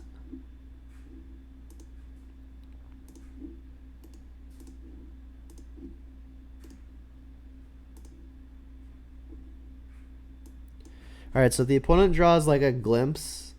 They can Seagate Stormcaller and then glimpse. I mean, if they're on the Seagate Stormcaller plan, I don't know why they just don't play Snapcaster. I guess there's the upside of maybe at some point you can kick it, but that doesn't seem super likely. Alright, so I'm assuming I should be cracking a clue here in case I draw like Inquisition or Thoughtseize. Then I'm going to play the Forest, because if I draw Inquisition or Thoughtseize, I'm going to want to do that and sack a clue and play Goyf.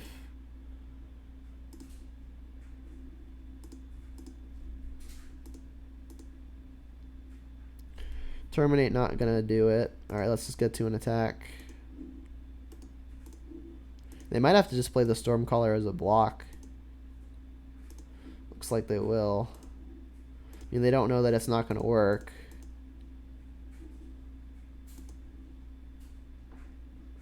I mean, I guess I could have actually played Blackleaf Cliffs last turn by just drawing a card off of a clue before playing a land. Yeah, that was a very, very tiny error. Alright, Spellbomb still looking good. Bitter Blossom still looking good. Makes our Goyfs huge when they mill it, and also just fine as a turn 2 play. And then still 2 Collective Brutality. Still gonna take out 1 Renin 6. Still gonna take out 1 Liliana. Still gonna take out both Terminates. And still gonna take out... It's like Tracker I said was probably slow. I mean, it was obviously fine there, but any threat would have been good there.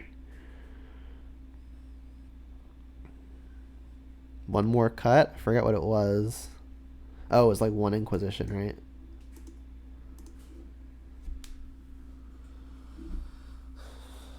I'm going to have to title this league on YouTube, How Many Mill Opponents Can We Play Against?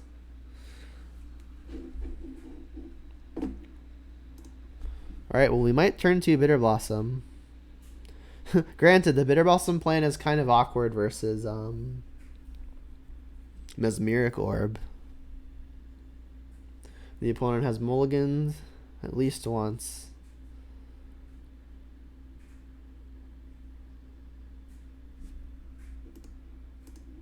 So if they go Crab here, I'm 100% snapping off the Fatal Push. Alright, let's do it.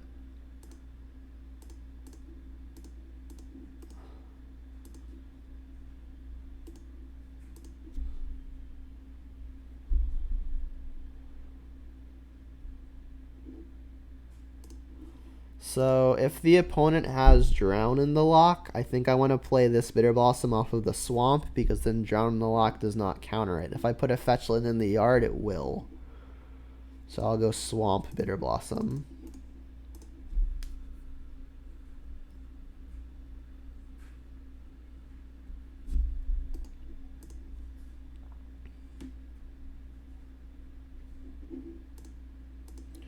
Alright, they didn't have the Orb, so that's nice. Orb is going to be pretty funny on this board. Alright, Blackleaf Cliff's a pretty nice draw. That's 4th land for the Bloodbraids. It also enables the Liliana this turn. I mean, if Bitter Blossom resolved, I expect Liliana to as well, unless they're going to hard cast a Forest.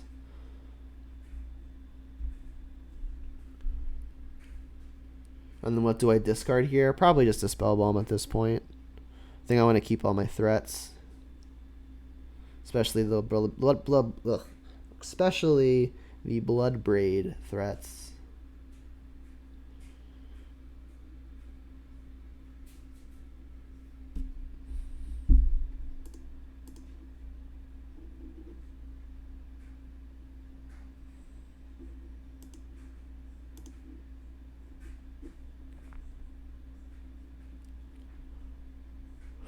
Aether Gust. Yeah, these are black spells. Aether Gust doesn't touch those.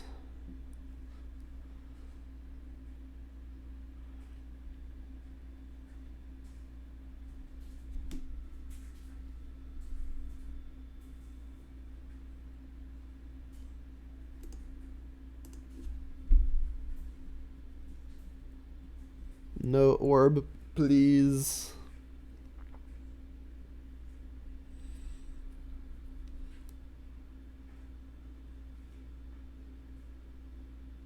Draw a card.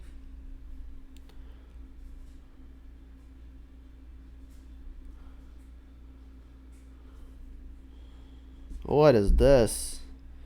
Each opponent mills 8 cards. If the spell was kicked, instead each opponent mills half their library rounded up. That's cool.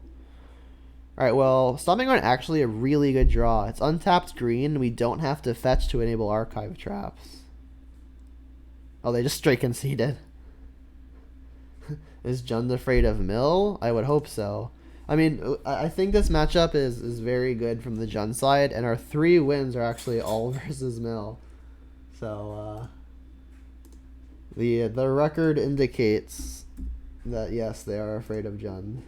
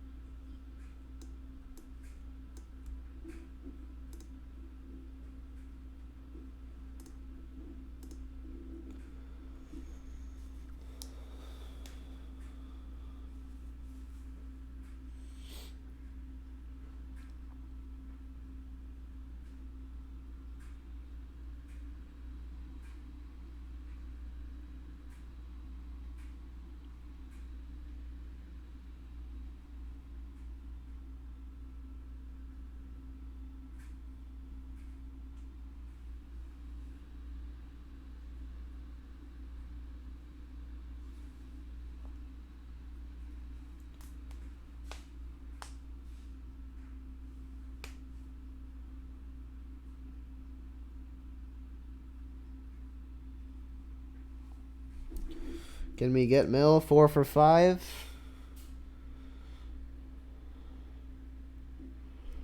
Sounds good. Especially if it's mill. No threat. We're missing only one thing. Our mana's pretty perfect. We've got adequate disruption. We just need the threat. I don't think I can ever ship a hand that's missing one thing. Keep.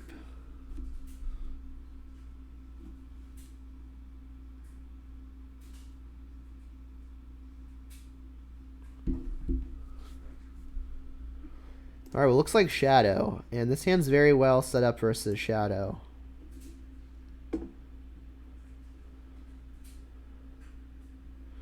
Alright, well, if they've got the Stubborn Denial, unfortunate. And also, there's our threat.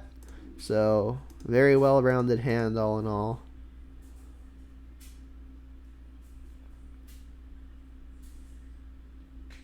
So, looks like it's going to be a very fun and interactive match. Alright, so they've got lots of removal spells. I've got the Terminate for the Angler, which is nice. I think I'm just going to take their threat density away. If I can keep threats off the board, at least in theory, I should do pretty well. Like, even if I have answers to threats already, I'm just going to keep on taking threats. Like, things like Battle Rage need creatures to be good. And, like, there's even a good chance that the Liliana makes the opponent discard their removal spells before I deploy the Ooze. So I'm probably just not even going to deploy the Ooze here. Alright, so the opponent can fetch and then shock the Blood Crypt that we know about in order to be able to play their Angler. If I shock the Blood Crypt, it's kind of a tell. But I mean, I could also just play the Forest, cast Ren and 6, plus, and then if they do that play, I can then use the Liliana to Edict the Gurmag Angler on an empty board. That seems pretty strong. Like, if I have a fetch land here, I think I make the other play because I can hide it better, but if I shock Blood Crypt, the jig is up, and, like, they just know what's happening. Also, another slight piece of equity that this play makes is if the one card that they have that I don't know of. Actually, I guess I don't know anything. I was gonna say, like, if they've drawn Stubborn Denial exactly here, this is like maybe something they Stubborn Denial and then clears the way for Liliana. But I knew their hand because the Polluted Delta was their new card.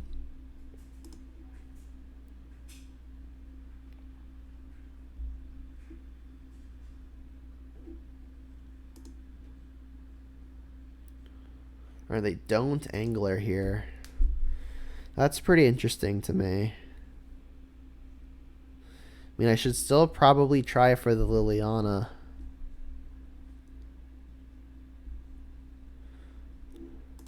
Yeah, let's try for it. I mean, if they've drawn Stubborn Denial, I could, like, wait to try to get it around Force Spike.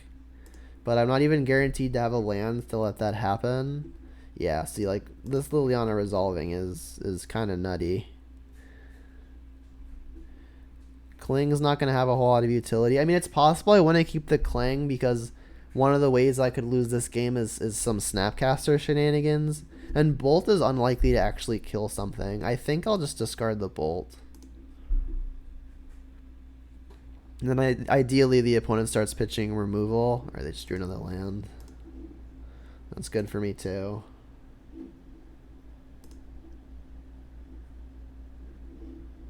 And pass.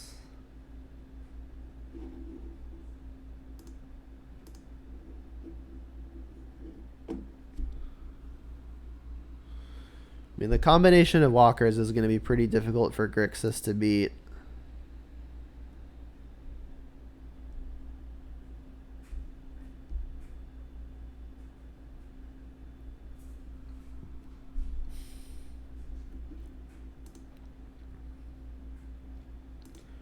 Alright, so I don't think I want to start deploying threats until the opponent has already emptied out the removal from their hand. And again, this is still exactly their hand. At this point, I think I'm pretty safe just ditching the Kling. Would have loved to have just drawn a land there to buy it back immediately with the Wren.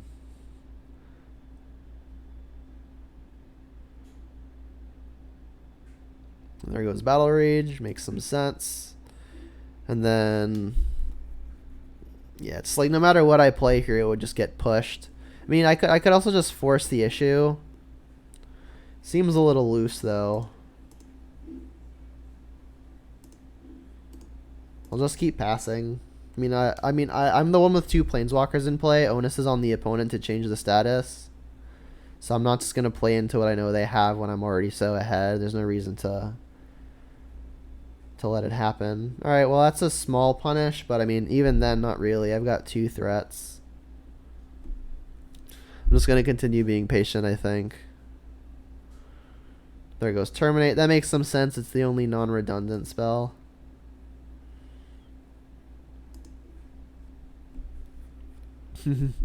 Alright, well, plus again. So I'll get rid of an ooze now.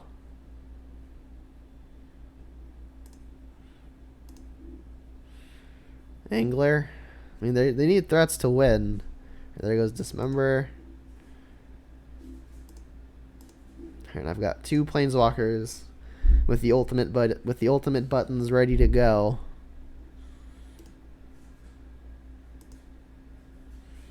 Again, I see no reason to change my plan.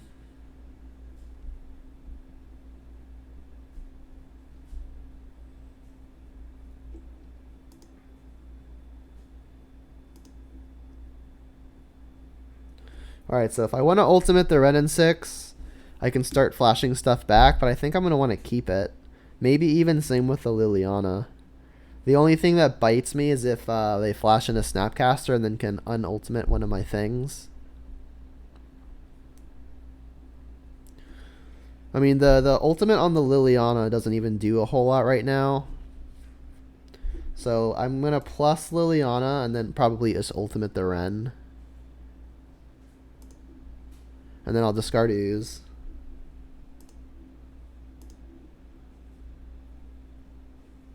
There was a Stubborn Denial, so their hand is Fatal Push, Angler. Alright, at this point I'll play play my stuff out. Now that I know that I'm not getting Snapcastered, this feels fine. Then do I want to keep the Ren and 6 around? I probably could. Yeah, let's do it. It's just an embarrassment of riches. They didn't push? Okay.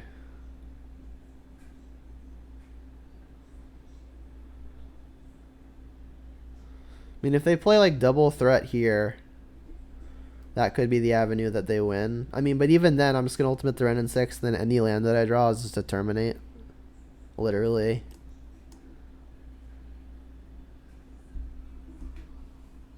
Alright, cool. Yeah, we were very ahead most of that game.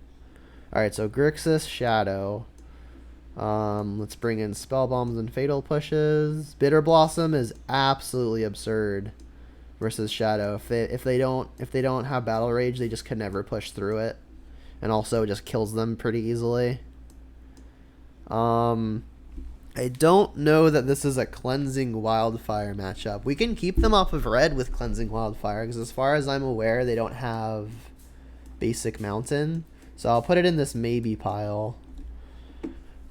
I really dislike Inquisition, at least compared to Thoughtseize. Like mid-range battles, I never really want the hand disruption, but they can act as a combo deck. So I like some number. Run and 6 doesn't kill much of anything. I usually like cutting one of those. Bolt also pretty lackluster. It goes to face and that's about it. This has me needing one, so I guess I can try out one Cleansing Wildfire, and then is there something that I want to take out for another copy? Not taking out Bloodbraid, not Liliana, not K Commander Pulse, not Tracker, not Bitter Blossom, not Goyf, not Ooze, not Terminate, not the other Cleansing Wildfire. I guess I could see Ren and 6, but I mean their opponent's probably playing Snapcasters, and buying back lands could be good.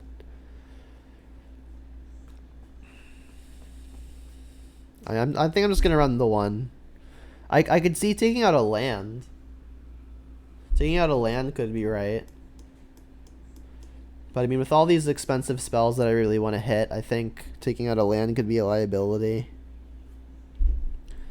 I mean, taking out a land for a Cleansing Wildfire, like if there was like a sideboard card that I really wanted to play, then I could see it. But if I'm just taking out a land for a Cleansing Wildfire, I don't think it's worth it.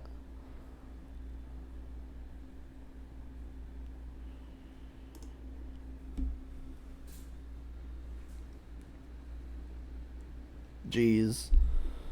Alright, well, we've got the double Bitter Blossom. We've only got one land, though. We've got a lot of redraws. We've got a Fatal Push. I think Bitter Blossom is good enough that it could win the game on its own. The opponent mulliganed. I think I'm keeping. Like we've got two redraws, a Fatal Push for their first thing, and then if we can resolve a Bitter Blossom, it should just be game. I mean, if they go Thoughtseize into Thoughtseize, then, you know, it is what it is. But having two is nice. And if they don't, like, play a fast Shadow, I'm just going to snap off a Cling as a redraw. Try to hit that second land and resolve a Bitter Blossom. Or we'll immediately find it because we're lucky.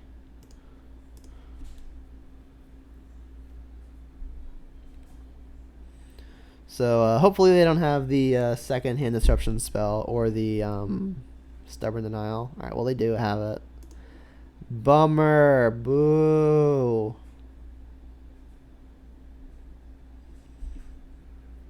So do I want to just snap off a Cling here? I think I will. Like if I draw Red and 6, it's just so good.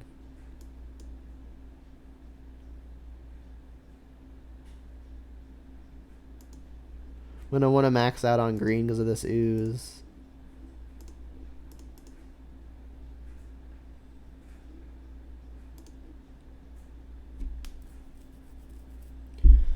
Alright, well I guess I can avoid Fetch Shocking if I can. Mountain doesn't cast any of my black spells, though. And it's also not green for ooze. So I guess if I'm playing Mountain now, I may need to get Blood Crypt next turn, but that makes the ooze awkward. I mean, I'm going to save the life where I can.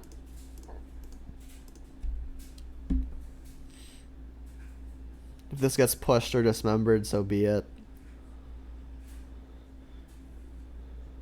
Like, last game was kind of different because, like, I had pressure in play in the form of Planeswalkers. So I could afford to not play threats into their stuff because onus was on them to do something. But without the Planeswalkers, I think I'm going to take the first step.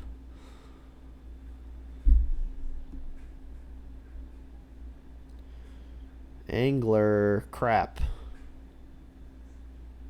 Alright, let's just draw Liliana. Liliana is GG, right? No. No, never lucky. Alright, so this would be an okay turn to just get the Ravine down. Yeah, let's do that. Go. Like if I play Verdant there, I could like hold up push and cling. But that's pretty marginal. I'll take my lick.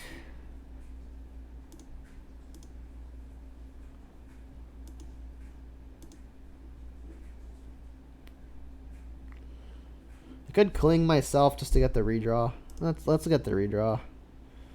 I'll eat the first Bitter Blossom.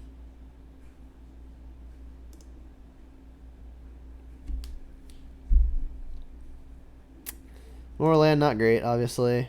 Ooh, but that one's good.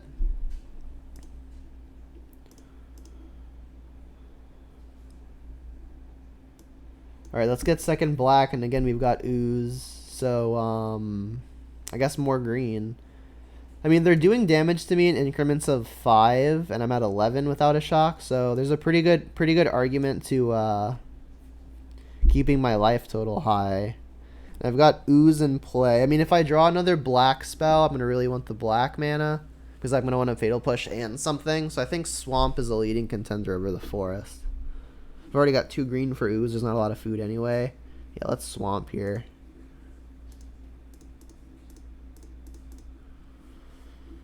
What you got for me, deck? Liliana? I mean, I guess I can Thoughtseize. That breaks the my life total though. Snapcaster. Is the other card just land then? Okay, so I have a 3/2 now. I mean, their hand is blank. I think I'm just gonna try to double block the Angler. Because if I can push the Snapcaster, then we both draw blanks. Like I've got the Ravine in play.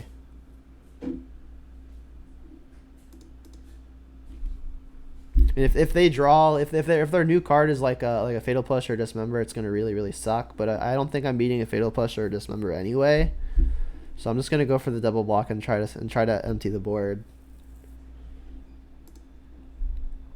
Assuming they attack. Alright, that attack is pretty good from them. Because now I'm not blocking. At least now we know they don't have removal.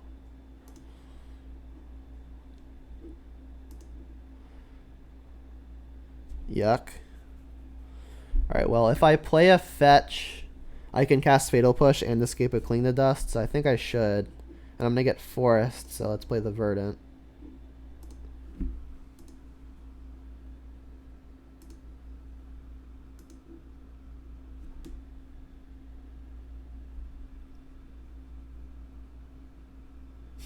Yeah, I beat Silly Mill deck 3 times. Yeah, that deck is something else. Alright, so they're doing the Scry trick.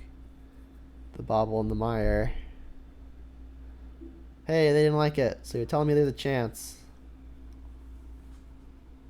Oh, crap. So marginally, I definitely should have escaped Cling to Dust there, because they could have played another Angler had they had it. But they're going to combat now, so we've escaped that possibility. I think I'm just pushing this thing. If they've drawn another Shadow, like specifically a Shadow, it's unfortunate. Alright, so let's get Forest and escape.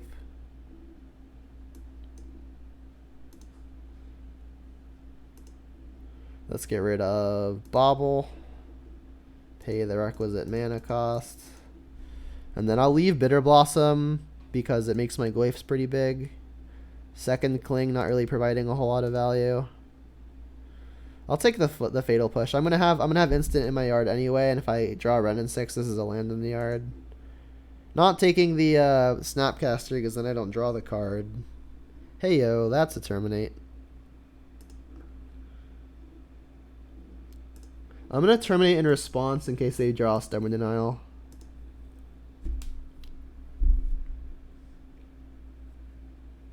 Like if the card in the hand is Stubborn Denial, sweet, we win. Alright, so that's the 4-1. Alright, so let's really quickly do a recap for purposes of the recording. We've got a lot of people here currently watching live, so I'll do a really quick shameless plug. You can find my YouTube channel on the bottom of your screen currently, as well as the Twitch channel you're currently watching, and also my Twitter. I post updates to the Twitter sometimes, but more often to the YouTube channel. And if you're not already following me here on Twitch, you definitely should, because there's content like this very, very often here. Alright, so let's do the deck tech while we're here. So we tried out Cleansing Wildfire again. We only had one matchup where we brought it in and was really happy about it. And that was round 2 versus Mono Green Tron. Never want to see that deck, but that's what the Cleansing Wildfire is here for. We had an unfortunate mulligan to 4 in game 3 of that matchup, and that included a Cleansing Wildfire, and we just could not get there.